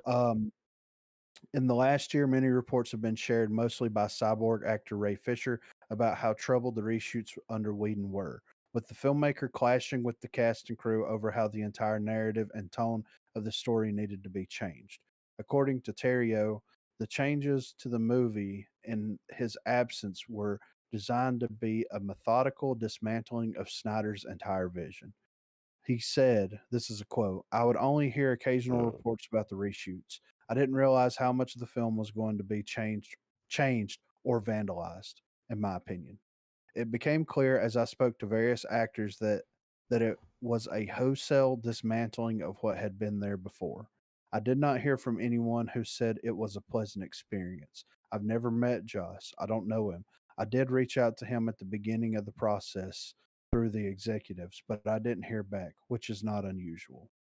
Now that Zack Snyder's Justice League has been released, Chris Terrio is happy that fans can finally see the movie as he had always intended it to be seen. While he admits that the Snyder Cut is not going to appeal to everybody, Terrio is happy that the soul of Justice League has been restored. When those personal touches were removed from the film in 2017, in the 2017 version, I was silent because I couldn't really say anything, but of course it hurt. All that remained was a dinosaur skeleton of what had been a great lumbering beast. It might have been a big, unruly beast, and obviously it's 4 hours, and the movie is maximalist, and it's operatic, and sure, it's a little crazy, but I think the movie is crazy in the best way. I mean, hats off to this dude, right? Shout out to this guy for saying something. And here's what I would like Warner Brothers to do, because I can't believe they had the nerve to put directed by Zack Snyder on that goddamn movie. The unmitigated gall. They need to go back in there. This ain't Nom. There's rules, you know? It needs to be scrubbed and those copies burned. Yeah. Well, if they're still going to have that out there and let people see it, it needs to say directed by Joss Whedon. Yeah, that's what it needs to say, because he changed the movie big time. I can't, but that lets you know right off the bat that he didn't want his name on allowed. Yeah, it's like a hit piece, dude. He knew he was going to butcher this film. Maybe he was pissed because they didn't pick him to do it to start with. Like, it was like a hit piece. Yeah. Or he phoned it in, because think about it. They hired him to do it when he came out and was like, I'm done with Marvel after Age of Ultron. Yeah. But either way, but he didn't want his moving name forward, any superhero shit moving forward, if that son of a bitch walks in the room and I was head CEO, I bet you get him the fuck out of here. Yeah. Dude. Like, we don't need anything. We got Zach on the other line. I'd rather have a cheating husband in a grocery store with his fucking grocery list write this fucking movie than that fucker, dude. That's a fucking t-shirt quote. And the husband's like, Alexa, add milk to grocery list. Yeah. Adam dropped this one in here. You wanna touch on this one, Adam, or you want me to go for it? Well, I just saw the article where Burt Kreischer, y'all know the story of the machine. Everybody knows that, right? So he's got Mark Hamill. They're gonna make a movie based off that story. Yeah. Well, we already have that. It's called Van Wilder. But in the movie, he like goes to school up there, gets all crazy. I mean, Mark Hamill's gonna be in it. Is he gonna be the dean? I don't know. It doesn't say. This dropped 4 hours ago, and it's just saying that it's happening. There's not a lot of details. It's just happening. Now I heard Burt. I listened to a lot of podcasts, and I heard Burt say that he was pitching something recently. Right. So it's cool that it got picked up. Yeah. I mean, it's a Russian mob story where he's a fucking foreign exchange student, and like he said, y'all ever heard the story? He was scared, so he just started drinking, and they're like, "You're the machine," and it got crazy. So it's definitely gonna be a comedy. I hope they take it. Hamill's gonna play his dad. Really? That's what it says here. Yeah. Oh, that's awesome. Who's gonna play him? Gotta be himself. Him, right? Hey, I bet that. Remember last night, Corey told us that he was going to rehab. Yeah. Cause see, here's the only thing that's keeping him from being like skinny. He drinks a lot. So that's what he's trying to do. I bet that was part of the deal. They're like, you can't be drinking. You got to get, you got to drop some weight if you're going to play you in college. Yeah. Yeah. But we'll see. Yeah. Hey, I'll check it out when it comes out. I mean, I like Burt. It's been in development since 2019, it says. Yeah. But, I mean, to be fair, though, Burt didn't like supernova until it's probably around 2019. Yeah. When he started to get real big. So Mark Hamill put a video on Twitter there. I can't play it because, I guess I could. There's no music. There might be. What if he's jamming out to like Back in Black or something? He's flying on a private jet. Of course he is. It's Burt's. He says, I think I might already regret this. Hey everyone, it's Mark Hamill here. Y'all watch any of that TV show he had where it was like every episode he'd have somebody out? Yes. He'd be camping and shit. I watched on Netflix. Yeah. Something Cabin. What was it? Yeah. The Cabin? Yeah. Yeah, I like him. I like him. He's funny. Yeah, he is. Yeah. He's really blowing up though. Like, he's huge now. And it took a long time. His lane. Yeah. But he found his lane, man. He's just like telling stories of ridiculous shit. His last stand-up special was good. Yeah, it was. I like him. Last but certainly not least on my side of the world here, ready your salt servers for this latest rumor, as a new insider report claims that Sony Pictures has reportedly expressed interest in bringing back director Sam Raimi and star Tobey Maguire for Spider-Man 4, continuing the franchise they started back in 2002. Almost said 2020, but no, that's not right. Now, while this latest Spidey rumor will require a fistful of salt to help it go down, it is worth remembering that not only is there heavy speculation that Maguire will return to the role for the MCU Spider-Man No Way Home, but that both Marvel and DC are planning on going to some crazy places as they branch out into exploring the multiverse. The report goes on. Sorry, man, go ahead. No, the report goes on to state that for now, at least, that this is simply an idea that is being considered by Sony, and that neither Raimi nor Maguire have yet discussed the possibility of a fourth movie in their Spider-Man series. The hope, though, is that Raimi would return to direct, with Maguire suiting up once again, and that Spider-Man 4 would somehow work as a spin-off from whatever takes place in Doctor Strange in the Multiverse of Madness, which, of course, is being helmed by Sam Raimi. As far as ridiculous rumors go, a lot of the pieces do fit together quite nicely. Now, remember what you said when we're getting all the news. Doc Ock's coming back. This is happening. This is happening. You were like, Marvel is setting this shit on a fucking silver platter for them. Yeah, They're like, we're gonna exactly. make this movie, and then they can take all the other properties they have that link in with them, and they can go on to make their own movies and do stuff with it again. And I'm all right with it. Well, yeah, and that is a cool idea, and I think being able to branch out is cool and all. But let's keep our heads on our shoulders about this, gentlemen. Let's remove the Marvel Studios shit and just forget it doesn't exist right now. And let's look at Sam Raimi's Spider-Man at large. Spider-Man 2. Spider-Man 3 sucked fucking It ass. did, but it butt chugged shit yeah, for like an hour and a half. Spider-Man 2 was pretty good, dude. It was, but so I'm all right with it if that's what they want to do. I just I it's don't, a different time. I would like to think that they can rebuild him. They can make him stronger. I mean, dude, but this was like 20 Spider-Man years ago. 3 was fucking Spider-Man 3 was so fucking horrible. This bad. movie didn't get made. It was bad. Like, let's think about it this way though, Trav.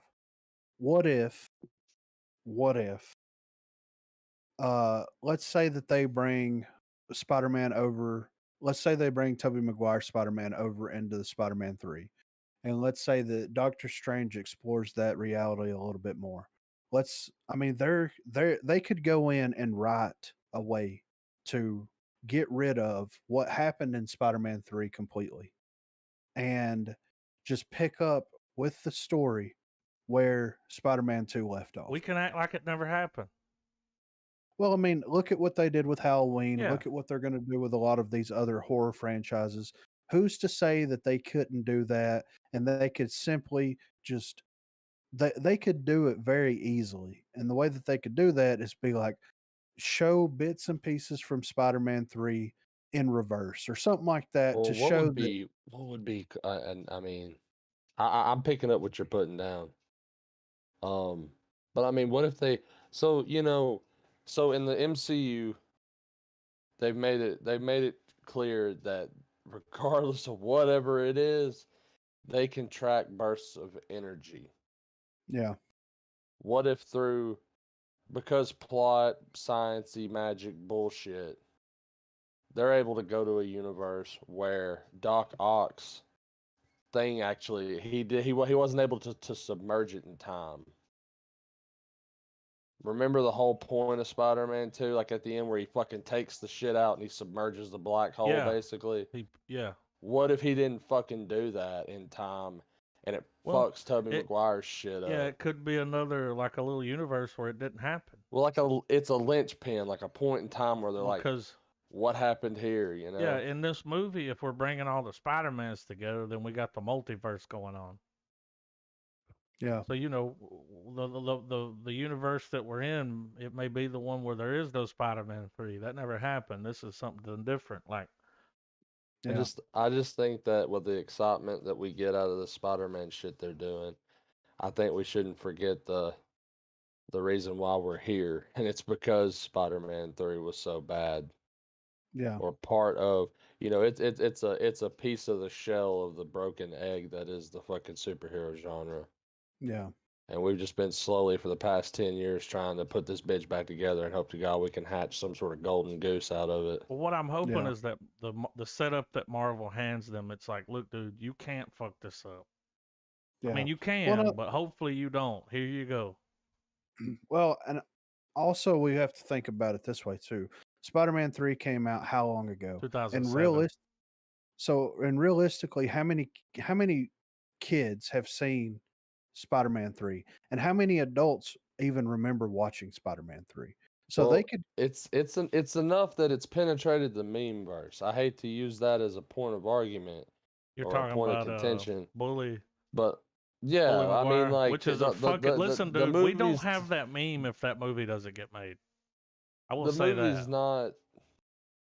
The movie's not this redheaded stepchild that's staying up in the attic, man. Like, it's like when it like it's got enough. Showed out. It made enough splash in the social fucking thing that motherfuckers are gonna remember that shit. Like to the point where I feel like that'll be chatter you hear. Like say we get the fucking extra meat in the sauce, and we do get our Spider-Man 4, and we're all sitting in the theater. There's gonna be a couple of fucking college age motherfuckers sitting there going, "Remember how fucking awful Spider-Man 3 was?" Yeah, that was fucking garbage, wasn't it, dude? You know, like I feel like it's memorable, but for all the fucking wrong reasons. Right. We've come a long way, though. Yeah, we have, and I think that as a community, memes aside, that everyone, can put those personal feelings of how they remember Spider-Man 3 aside and be okay with, like, okay, we're gonna do a Spider-Man 4. You know, because I mean, realistically, if they were to do something like that, what are the odds of them bringing James Franco back? What are the odds of Willem Dafoe coming? You know what I'm saying? Mhm. Even though he died, like, what are the Yeah. odds of a lot of these people coming back? So I think that if they pick up with Spider-Man now, so 2007, and let's say the movie comes out in 2025, right? So that's Mhm. almost a 20-year gap. And you Yeah. pick up with older man Peter Parker, like not old man Peter Parker, But he is but older. yeah, Yeah. but older Peter Parker. I think that the fans and the community as a whole that is fans of those first two Sam Raimi Spider-Man films would be nostalgic enough for those people to completely like be like, all right, Spider-Man 3 was fucked up, but studio was fucking meddling with it. We all know the We story. know. Yeah. Let's put all that aside and let's just go and enjoy a Sam Raimi fucking Well, with that being said, would would would it cease to be a Spider-Man sequel then? Kind of in the same vein as Hugh Jackman and Patrick Stewart's Logan. Like it is a sequel. It Yeah. has all the things there. It's running on all the previous film knowledge. Like we know the history of these two actors' version of the character. right. Do you think it'd be the better option that instead of it necessarily being Spider-Man 4, it just be Spider-Man, I don't think keep they'll going call with the it current Spider-Man 4. version, Yeah. like Spider-Man subtitle, and then it's they're like, okay, this is happening on this particular Earth. The label Spider-Man 4 is just whatever someone put Yeah, on. You know what I mean? You Yeah. can't. yeah. And then here's the thing. Remember, Spider-Man 3 had Venom in it. We've already got a new Venom. Yeah. Mhm. And then, I mean, it may not even be that kind of story where there's a Venom, but they did all right with the Venom. I Yeah. would love a Deadpool moment where Tom Hardy's Venom shows up and kills the Topher Grace Venom. Yeah, right.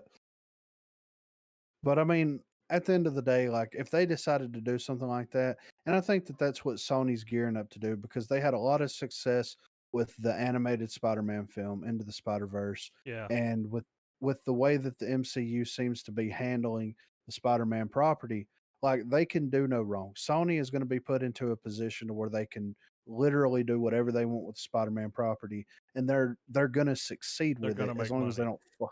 Yeah, as long as they don't fuck it up too Yeah. bad. We've come a And long way. yeah, and the safe bet because like when's the last time other than Into the Spider-Verse was there a Sony released Spider-Man film that got critical praise and that fans loved? 2. That's all. I mean, that's Sam Raimi, Tobey Maguire. Yeah. It makes sense for Sony to be like, look, the Let Amazing us right the Spider-Man, wrong of Spider-Man 3. yeah, Do your Yeah. movie. Do the movie you want to do. We're not going to fuck it up this time. yeah, Because back then, And- they had their little grubby hands up in it. Well, we oh yeah, just want to sell toys, yep. So I mean, that's And that if may I'm not working, even happen. no, it It's a may rumor. not. But I think they've put that rumor out there to see what the internet thinks. Yeah, They right. do that shit now. Yeah, It's like a testing. It's almost like a screen test kind of thing where they put stuff out. Dude, the internet, the Snyder Cut. The Yeah. internet championed that shit for fucking 5-6 years. Like, yeah, just pushed for it. So they put it out there. Let's see what they think. yeah. Oh, and this is not necessarily Spider-Man related, but like in terms to what we're saying,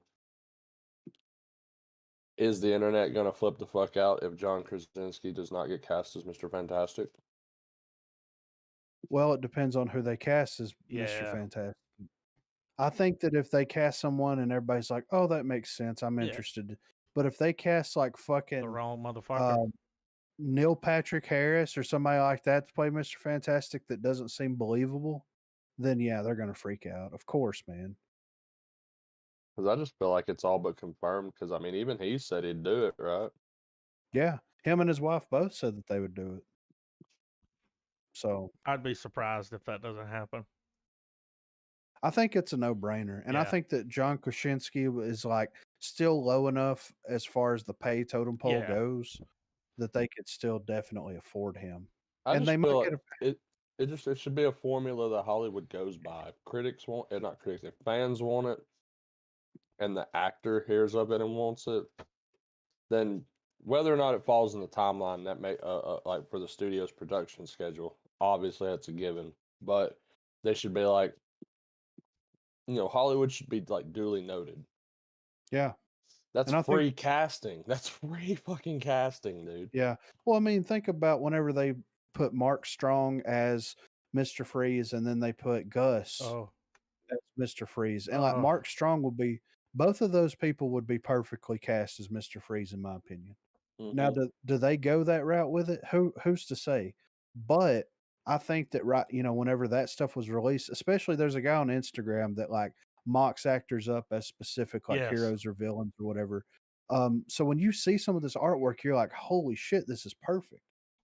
And I'm pretty sure that he did that with Krasinski and the whole Mr. Fantastic and all that stuff. So they would be stupid, especially like Marvel is really, at least Disney and Feige seems to be really has his finger on the They're in pulse of touch. what. Yeah. Yeah. Now DC on the other hand and Warner Brothers, who the fuck knows? Yeah. But I would like to think they're getting better. There's hope. I'd like to know just who all's in Feige's Rolodex, because Dude, we he's get got little motherfuckers on speed dial. well, we get little snippets here and there where we learned late last year that Keanu Reeves is brought in for literally every Marvel movie Yeah, he to gets see if every he's script. a fit. yeah. And all the people that we hear about, I'm interested in the people we don't hear about. Oh yeah, right.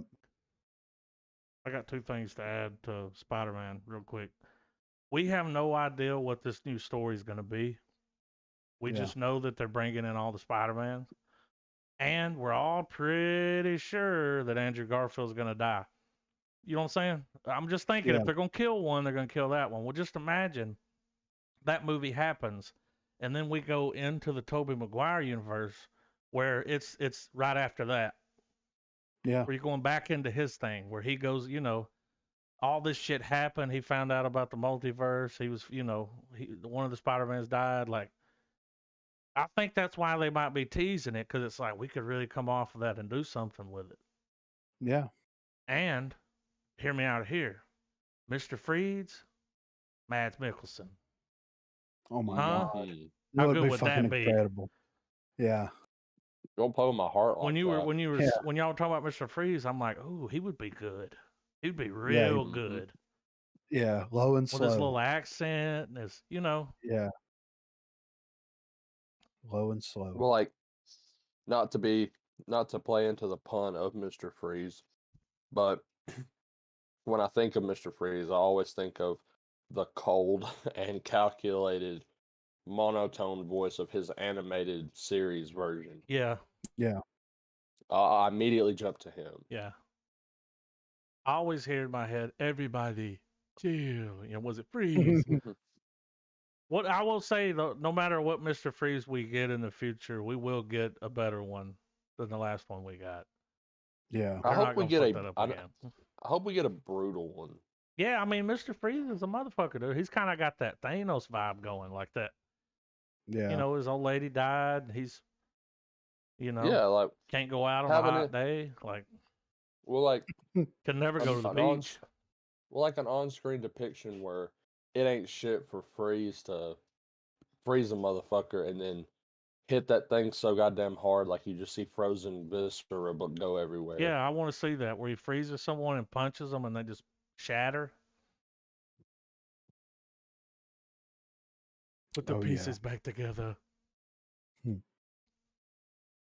But yeah.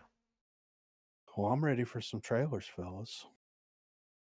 I really think that, though. I think that they're seeing the bigger picture there. And if this Spider-Man, the Spider-Man movie is going to be good that Marvel's doing. And if they give them the perfect lead in to go back and make one more, it'd be neat. Yeah, right. Yeah, I'll definitely watch. Oh, I mean, it's getting wild. I mean, you guys remember when we were kids and that first movie was coming out, the fucking hype level on that dude. shit. I remember they had that thing at Blockbuster where you could pre-order it.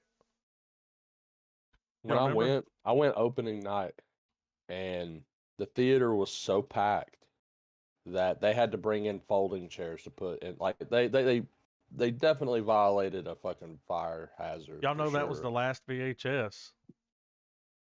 Yeah. Like right after that was when DVD moved in full swing. Yeah, right. Because at that time they were doing DVD, but they were also still making VHS.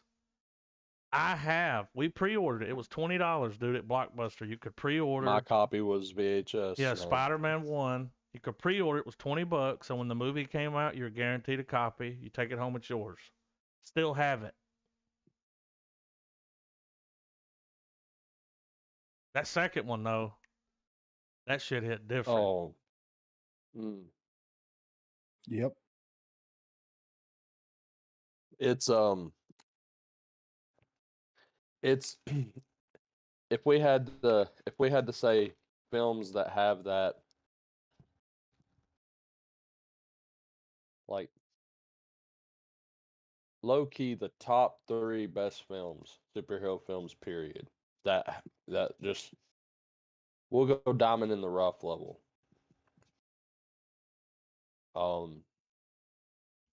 You got Spider-Man 2. Iron Man. Yeah, dude. Iron Man's got to be in there because it started something. It was bigger than just Iron Man. Well, in terms of like, Iron Man definitely gets it because it is the first, and it does kick the tent pole off. But in terms of like secular stories, they're not necessarily that interlocking. With the exception of Zack Snyder's Justice League, of course. Sam Raimi's Spider-Man 2 was like our modern day Superman 2. Yeah. So he's got it in him. It's the prime iteration, So he's got it in him to make a fucking a damn hitter, dude. Yeah. I remember watching that, and it's that scene where he's trying to stop the train. Yeah. And I'm just mouth breathing, dude. I'm like, what? And this was early fucking comic book movies. Virtually any Doc Ock scene, because that dude the level of detail they gave his fucking arms, man, still holds up. I'm so glad they're bringing him back. If he's not in that movie, I'm gonna be pissed. He did such a good job. Yeah. He's like with that character, it's like, Robert Downey Jr., he's Iron Man. Yep. What's his name? He's Wolverine. Like, there's certain people that just, it's hard to see anybody else in the role. Yeah. And hands down, dude. And I know I'm kind of boiling over into the production of it in general, though. But like, Spider-Man probably had the best Danny Elfman score. Oh yeah. Yeah, right. Like Spider-Man's theme tops Batman's, in my opinion, in terms of Danny Elfman's versions of this music, Yeah. Well, before those Spider-Man movies, like those Batman movies were like, like that was some of the biggest comic book movies at the time. Mm-hmm. You can see like we had Batman, they've tried over the years. Remember that fantastic movie they made? Well, what's incredible though is that Elfman is such a great composer, But by bringing his Batman shit into Justice League into the 2017 version was so stupid. It felt so soulless. Yeah. Yeah. I've noticed that the guy that did the music for that, he's been popping up in a lot of other stuff here lately. Junkie XL. Yeah. Like I'll go and look a movie up and look down, you know, it'll say composer and his name's there on a lot of stuff. I'm like, oh, I mean, I hate that he gave us Wonder Woman's music because I still think it's dog shit. Yeah. But his version of the Justice League what he had to score work was with. far superior than whatever the fuck Whedon was trying to do. Dismantle. You know? Dismantle. Yeah. No, he went no fear on Justice League. Like he made the sticker decoy him pissing on it. Well, you know? like when he walked in, he was like, I'm here to fuck shit up, and he smacked the script out of their hand. I'm here to get woke and fuck things. Trailers. Yes, I'm excited about the trailers. We got Army of the Dead, our first like full-length trailer.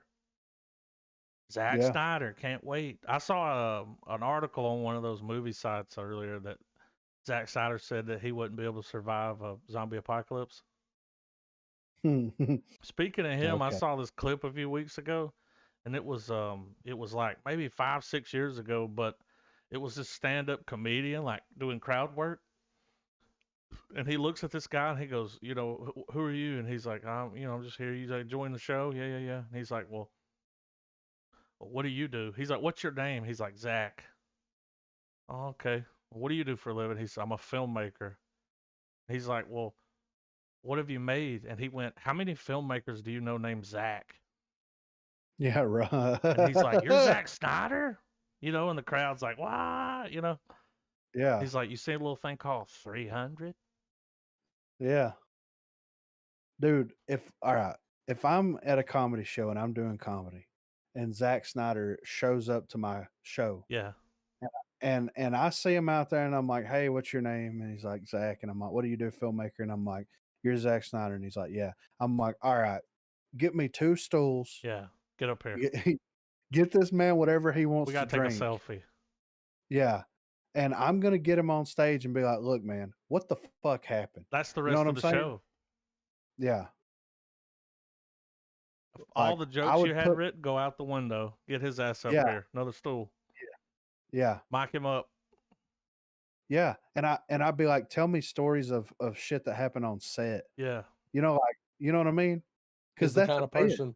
He's the person you tell to sit down and you tell the stagehand, like, hey, go get some water. Dude, this is a no-name out that water's comic. From the tap, I'm fucking you up. Zack Snyder was just like out on a date with his wife, drinking a few beers with his friends, and they're watching this guy.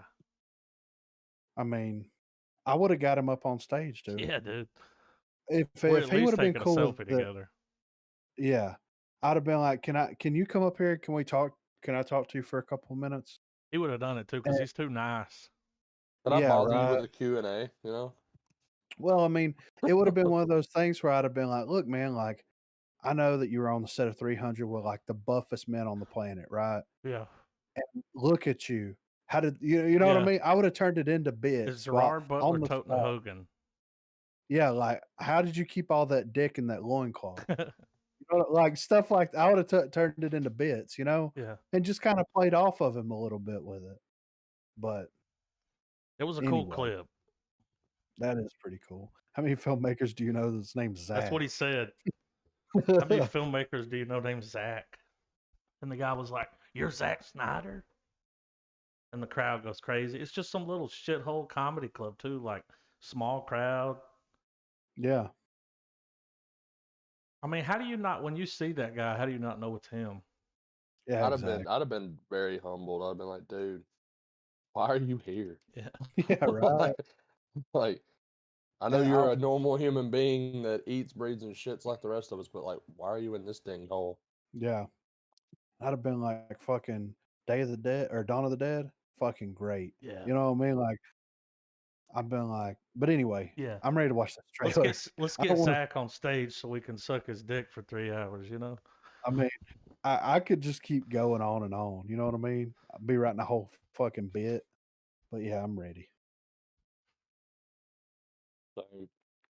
All right, let me plug in.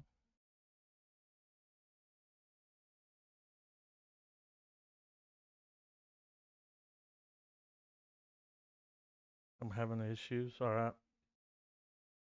Army of the Dead. 3, 2, 1, play. Batista's cooking. Of course looks he like is. a Look Waffle at him. House. Oh my God. Look at this dude. I recognize that guy. Yeah.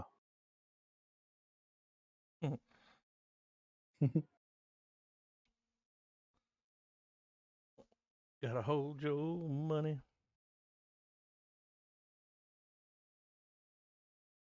Wait till y'all see this creature.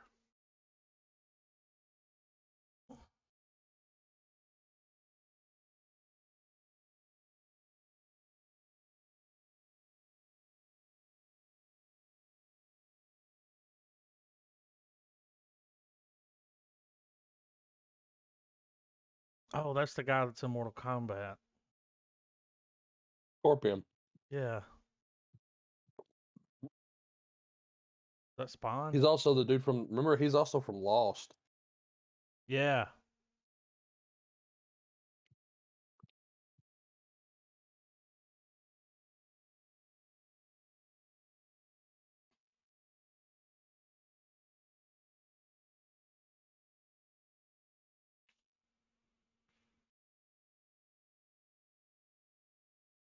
Holy shit.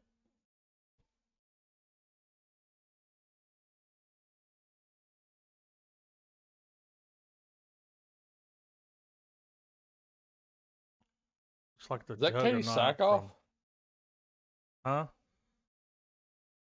Was that Katie Sackhoff? No. Mm-hmm. Oh, they're not like regular zombies. They're like vampire zombies.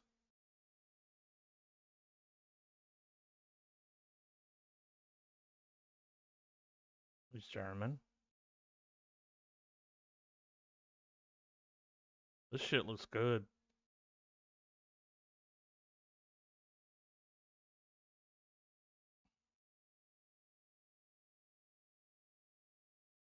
It's gonna be good.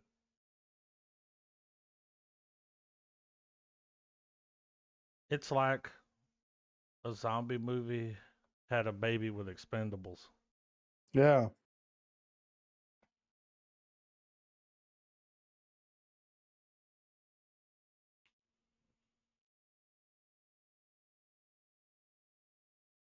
New Back for Blood trailer looks dope. I was about to say, you gotta have the guy with the baseball bat with the nails in it.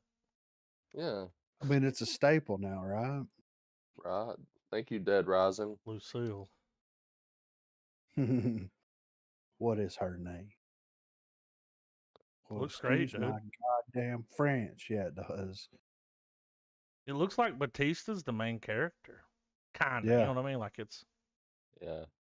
Well, it's I'm going to cool. at least follow through his perspective, at least, the majority. Yeah. I'm having some technical difficulties, guys. I'll be right back. I'll keep going. Hitman's Wife's Bodyguard. What a name. I mean, did I think you we watch saw the a original? teaser to this, right? Oh, there was Yeah, another movie.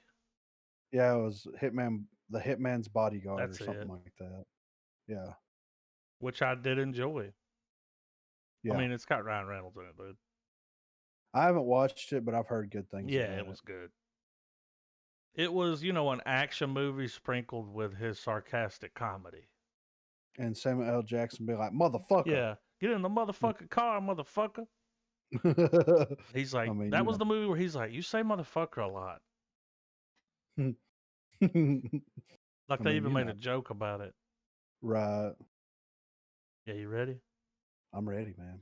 3, 2, 1, play.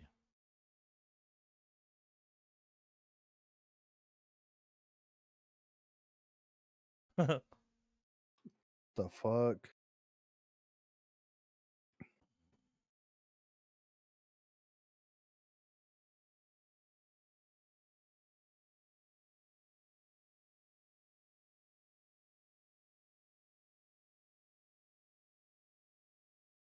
Because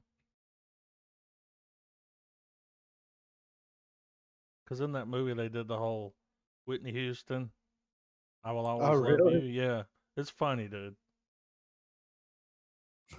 Reynolds doesn't make turds.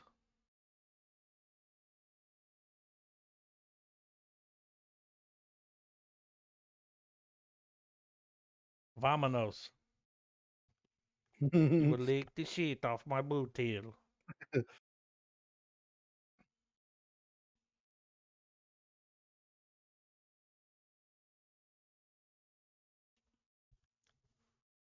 They've done that thing with the song. Yeah. Where they remix it.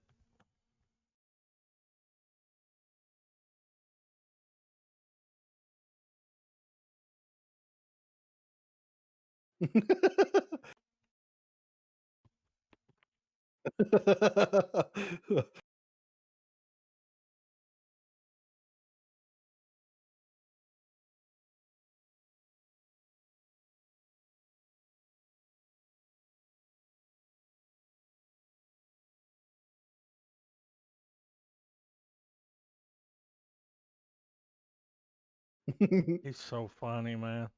Yeah.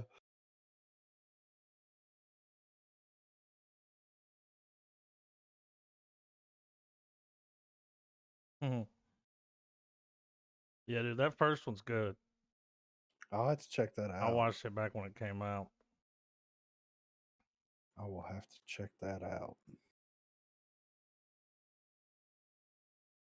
Those Who Wish Me Dead. Angelina Jolie. She ain't done anything in a minute, has she? Firefighter here? I hope so. Angelina Jolie sweating. Don't get me started.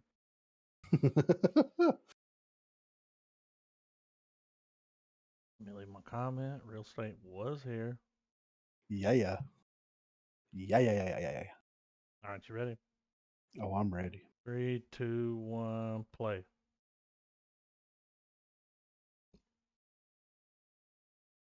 Oh. Oh, shit. Yeah, dude, this is like California. Or one of those areas, you know, like maybe what's that big park? Forest fires. Yeah.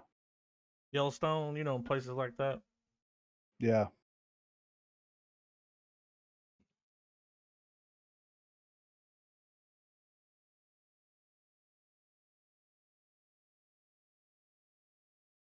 Yeah, I haven't seen her since she did that Disney movie. Yeah.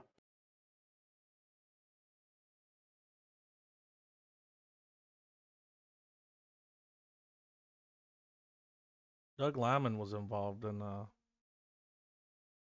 see.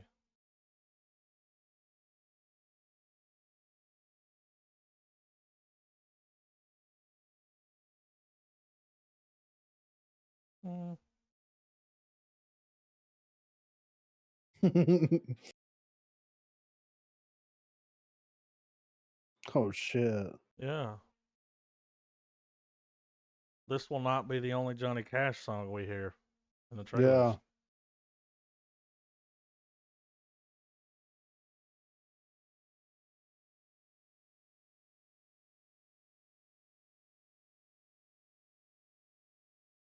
It's fucking Littlefinger, dude.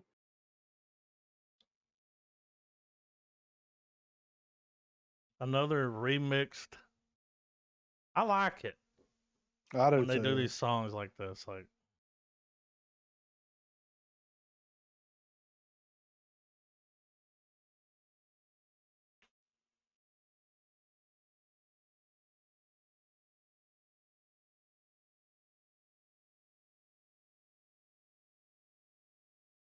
Littlefinger's the bad guy, of course. Yeah.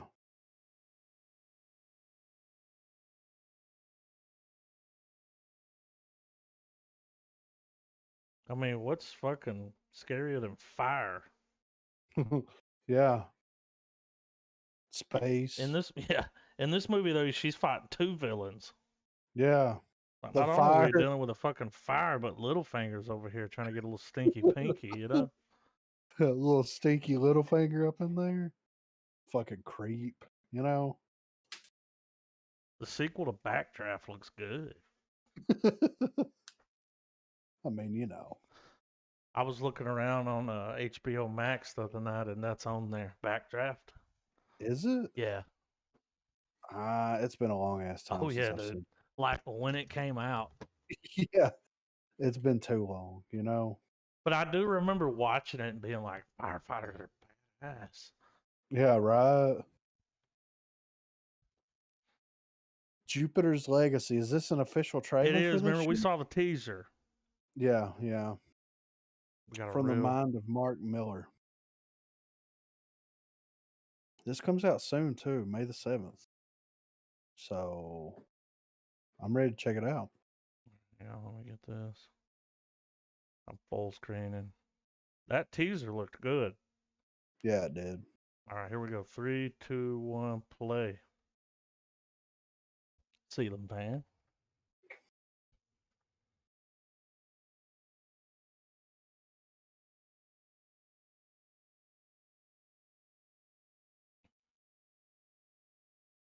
Ooh, some alien technology.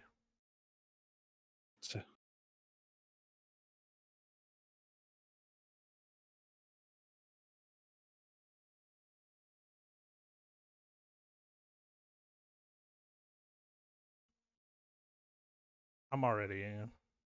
Yeah.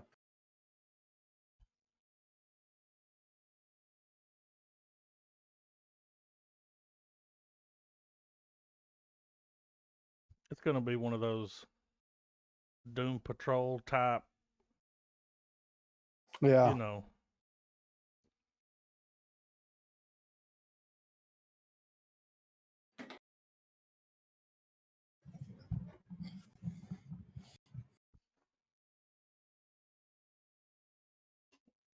The Boys comes to mind.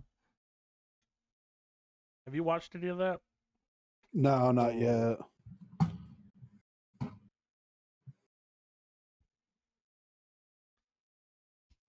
I love it because I like these superhero movies where it's like, you know, not like your common superheroes, like Yeah.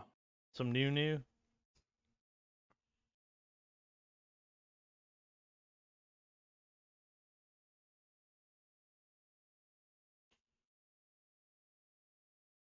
They got their own little Justice League.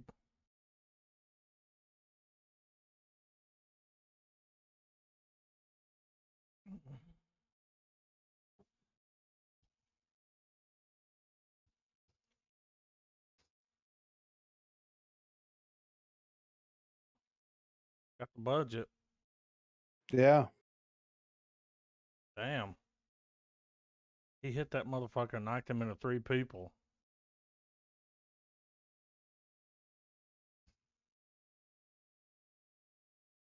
Damn. All right, Netflix. I know. May the 7th.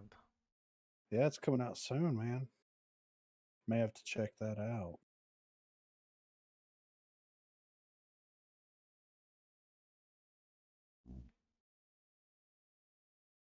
Endangered species.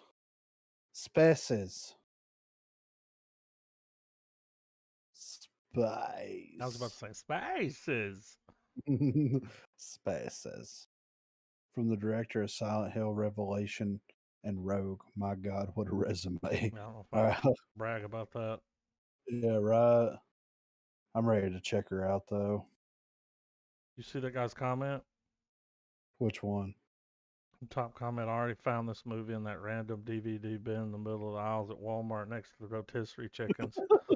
He already knows, dude. What's funny about that comment is if you go right now and pull that Kevin Smith movie up, the trailer for that one we were talking about earlier, the same comment is the top comment.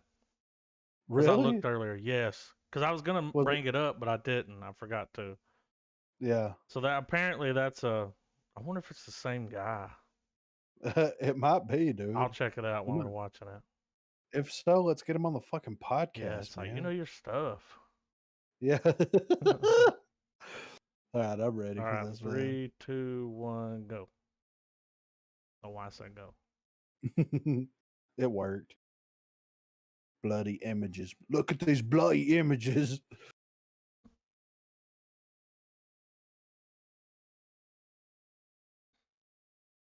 It is the same guy.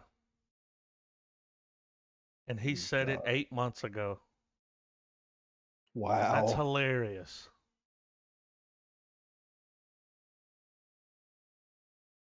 I'll put it in general.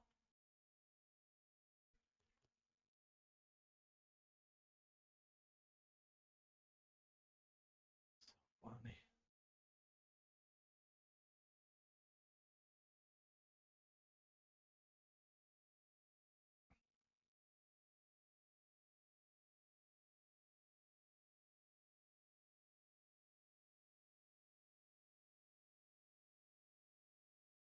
God Look at damn. that CGI.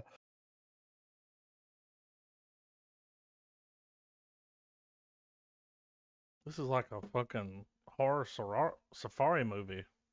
Yeah, right. That rhino fucked them up. Yeah, right. Nobody's got a cell phone? No signal. Should have downloaded it. No insulin. Got the Should have hyenas. smuggled it.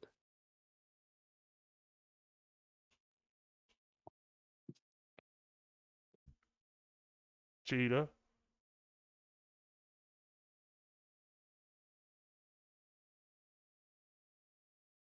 Savior.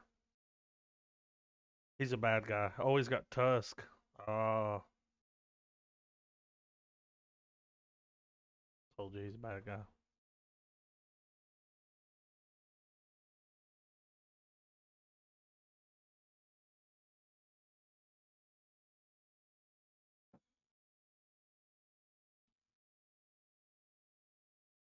Were they gonna hunt them? Yeah. Most dangerous game, dude.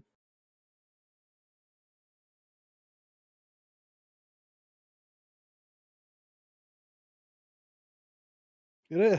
Jerry O'Connell. That I don't know about that one. movie looks so bad. Yeah, dude.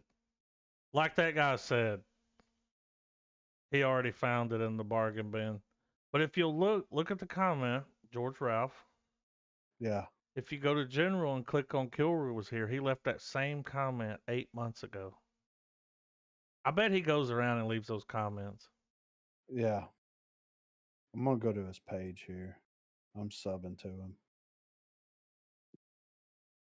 No videos, but I'm subbing to him, you know. We're on to Ghostbusters 3. Baby Puff Marshmallow Man trailer. I'm excited. Trav, you came back just in time. Yeah. Oh, yeah. Dude, this dropped a week ago. Didn't even know it. Right. I'm ready. Trying. All right, hang on. I got to full screen it. Yeah. I'm excited, dude. Paul Rudd, dude. Yeah, That's man. what Ghostbusters needed. All right, here we go. 3, I'm ready when 2, y'all are. 1, play. Kino check.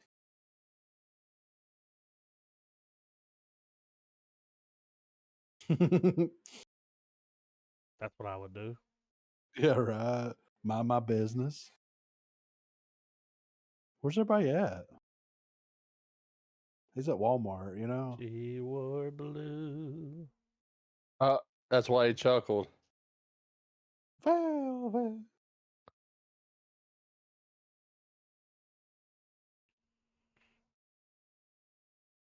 Dude, instead of it being big, it's little. Holy I fucking shit. love it, dude.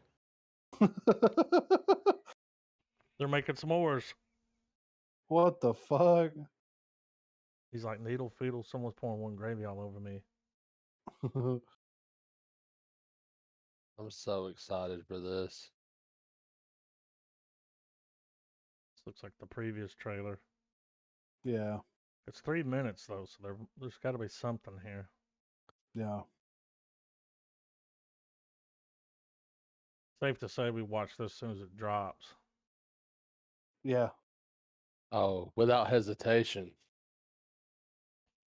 I ain't going to work. I'm just.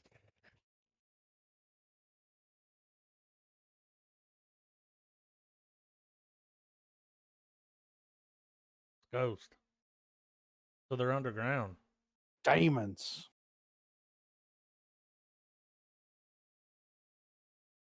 Puzzle. Puzzle piece, puzzle pie. All right, not Egon. Egon. Oh, so he knows about it, but they don't.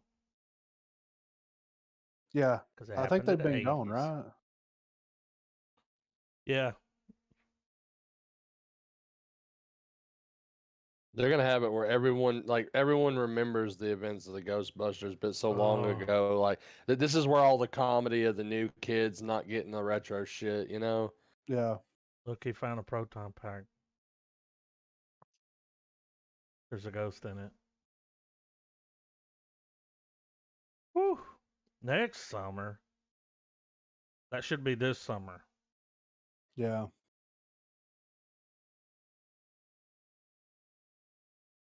Oh my God.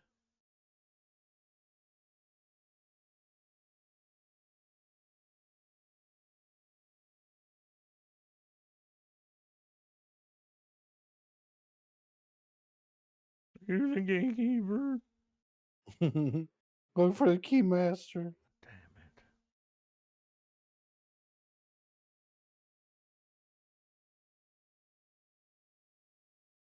This is how you make another Ghostbusters movie.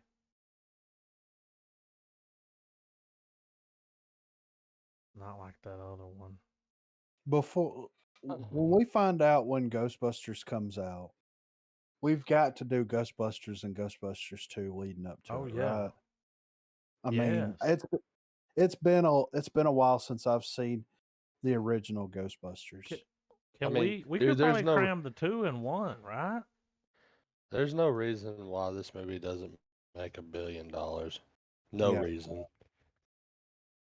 Because the trailers are making sure that they're doing the nod wink, like, you know, all the stuff you've been referencing and joke, all the pop culture stuff that we've seen Ghostbusters leave its mark on throughout the years. Like the trailers are letting us know, like, hey, we got Fan you. service. Like you don't have to worry about the fucking that last shitty fucking SNL bullshit. Which I still haven't seen. Has anybody watched it? No. I haven't seen it. I won't. Boycott. Was it worth it, dude? I'm gonna go ahead and say no. I'm ready for Unearthed. I think this is a documentary about Unearthed. The band? Maybe. You ready, Trav?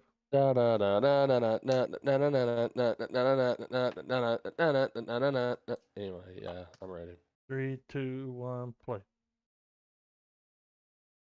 This summer, the oncoming storm is real.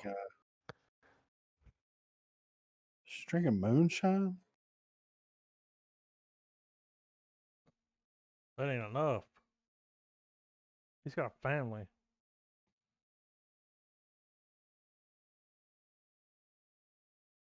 This movie's so dark you don't want to watch it in the daytime. Like, right.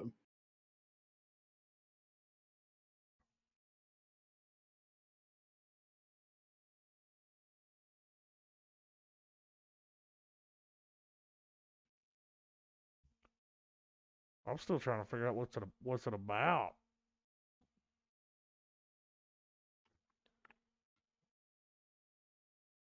Oh. What is it good for? Absolutely everything. People are Everybody's getting getting sick. sick. Oh, it's bad water. This movie about Flint Rock, Michigan. I was about to say. Yeah, dude, they're fracking. Yeah. In this world, It is. people don't give a frack. The fuck? Why is it so dark? Is that just my screen? No, it is dark.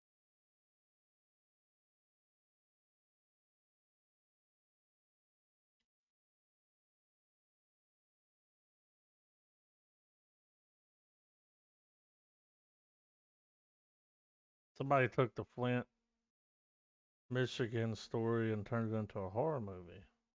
Turned it into the fucking Tommy knockers.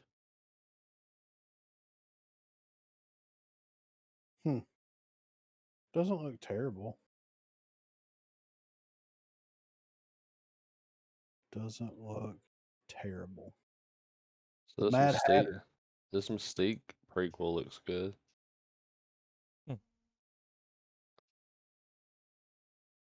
I'm interested. All right, y'all ready? Oh yeah. 3, 2, 1, play. Rated R. Sexual content nudity. It's got nudity, bro. Bottle pile.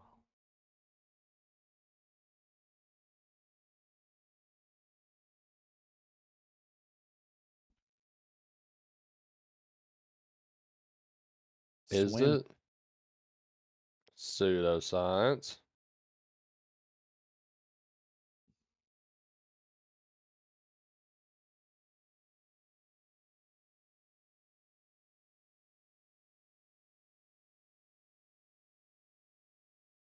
Mm-mm. Mm-mm. I applied for a title loan and got denied. Is that Zane? Billy Zane? Maybe.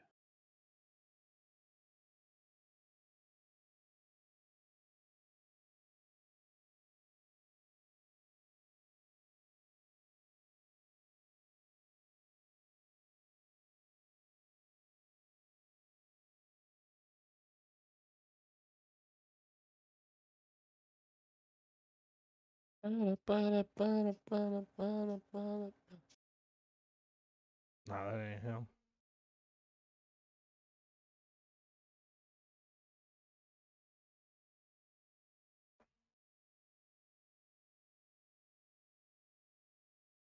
Okay.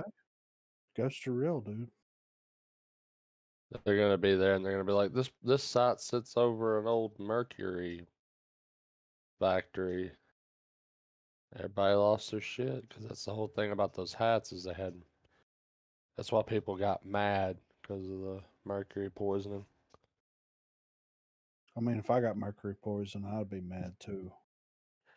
I mean, not angry mad, like, fucking, Griffin be like, I'm pissed off. There's mercury on my head. Yeah, get this shit out. Don't check my temperature. Get the fuck out of here. Refund. Yeah. Wrath of Man. Post Malone, Jason Statham. Yeah, this is the Guy Ritchie movie.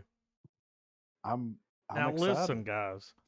It says This is the Post reason Malone, why it's which the is last weird that trailer. it's put his name before Jason Statham, because he's in the entire movie, Jason Statham. But Yeah, Post Malone's in there for like 2 minutes. Right, of course. Clickbait. Look, yeah, that's yep. Statham. I'm ready though. I don't see Statham releasing, bangers of the summer. Yeah. He's like, congratulations. What if he congratulations. Did? Yeah. Work so hard, forgot to vacation. Yeah. But I'm always down for a Guy Ritchie flick. Here we go. Yeah. 3, 2, 1, play. So he's going to be some kind of badass. I'm just guessing.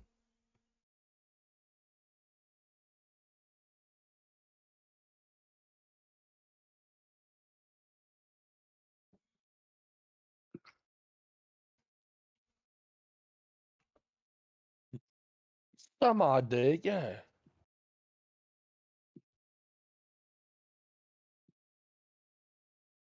Here's the cheeky dialogue. I don't have a problem, do I? Knew it was going to be cheeky.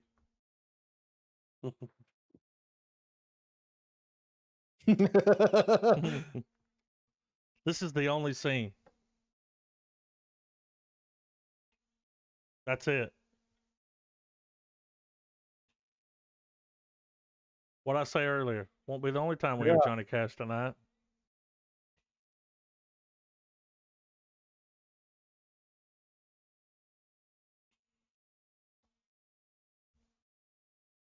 Now he's Ghost Malone.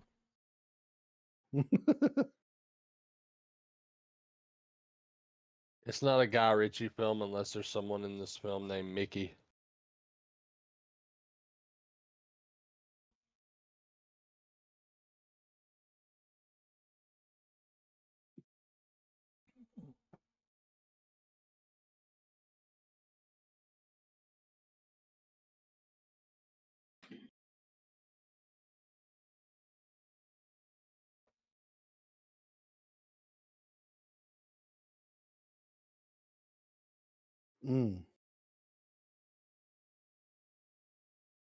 We've scorched earth.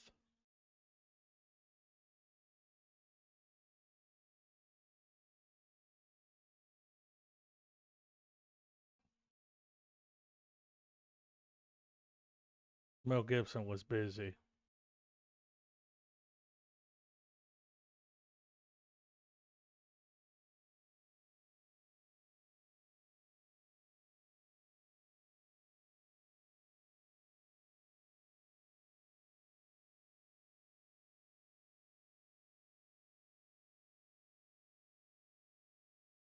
Looks like an I'm kind of movie, excited. I love Guy Ritchie, man. So The Gentleman was so fucking good. Oh man. Yeah.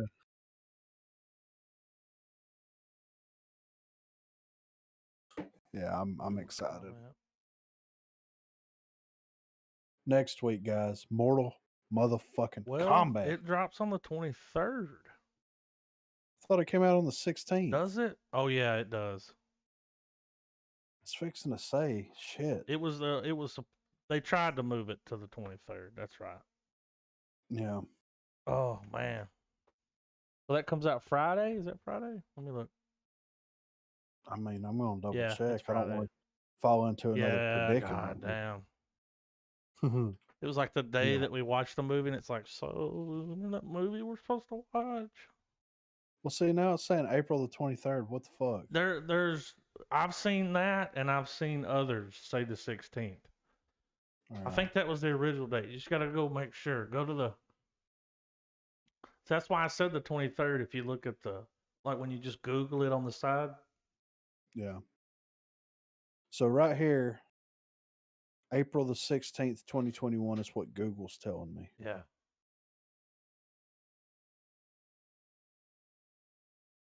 But if it doesn't drop Friday, what? Mortal Kombat movie delays release date by another week. The release of New Line's Mortal Kombat has officially been delayed by another week, according to reports. The gloriously bloody video game film adaptation had originally been scheduled for an April 16th release, but is now being pushed back to April the 23rd. I was right. This decision seems to come mostly on the heels of Warner Brothers' upcoming release of Godzilla vs. Kong tomorrow, which is likely to have the biggest box office performance of any movie in a full year. They got to make sure they get those subs, dude. They got to, if the people's sub runs out a week later, they're like, oh, got a sub again. Yeah. Shit. So now what?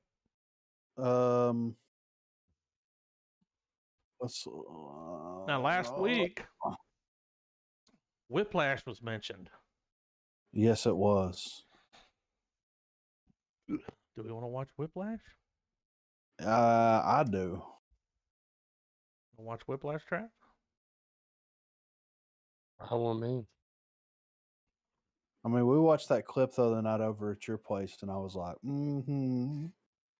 Dude, like maybe 6 months ago, I was watching clips one night of the movie on YouTube. Yeah. And then I went and watched the movie. Let's stay up to like 3 or 4. Because I was watching the clips, I was like, I just want to see the movie now. It's so good, man. Yeah. I'm down with that. Whiplash next week. Yeah. Yeah. Marina's over here shaking her head. I remember the other night she was like, I got excited when y'all said Whiplash. Did she watch Chaos Walking with you? Yeah, she watched Chaos Walking. Were you like, wouldn't it be fucked up if she could hear everything I thought? No, we didn't go down that avenue. Oh. We didn't go down that avenue at all. About how crazy it would be if you could hear everything that I was thinking. And any guy. She said that she would probably kill me. Just imagine, dude, you're in a store walking around and you walk past a chick and it's like, nice ass, nice ass. Yeah. Look at those Cleavage. tits. Look at No.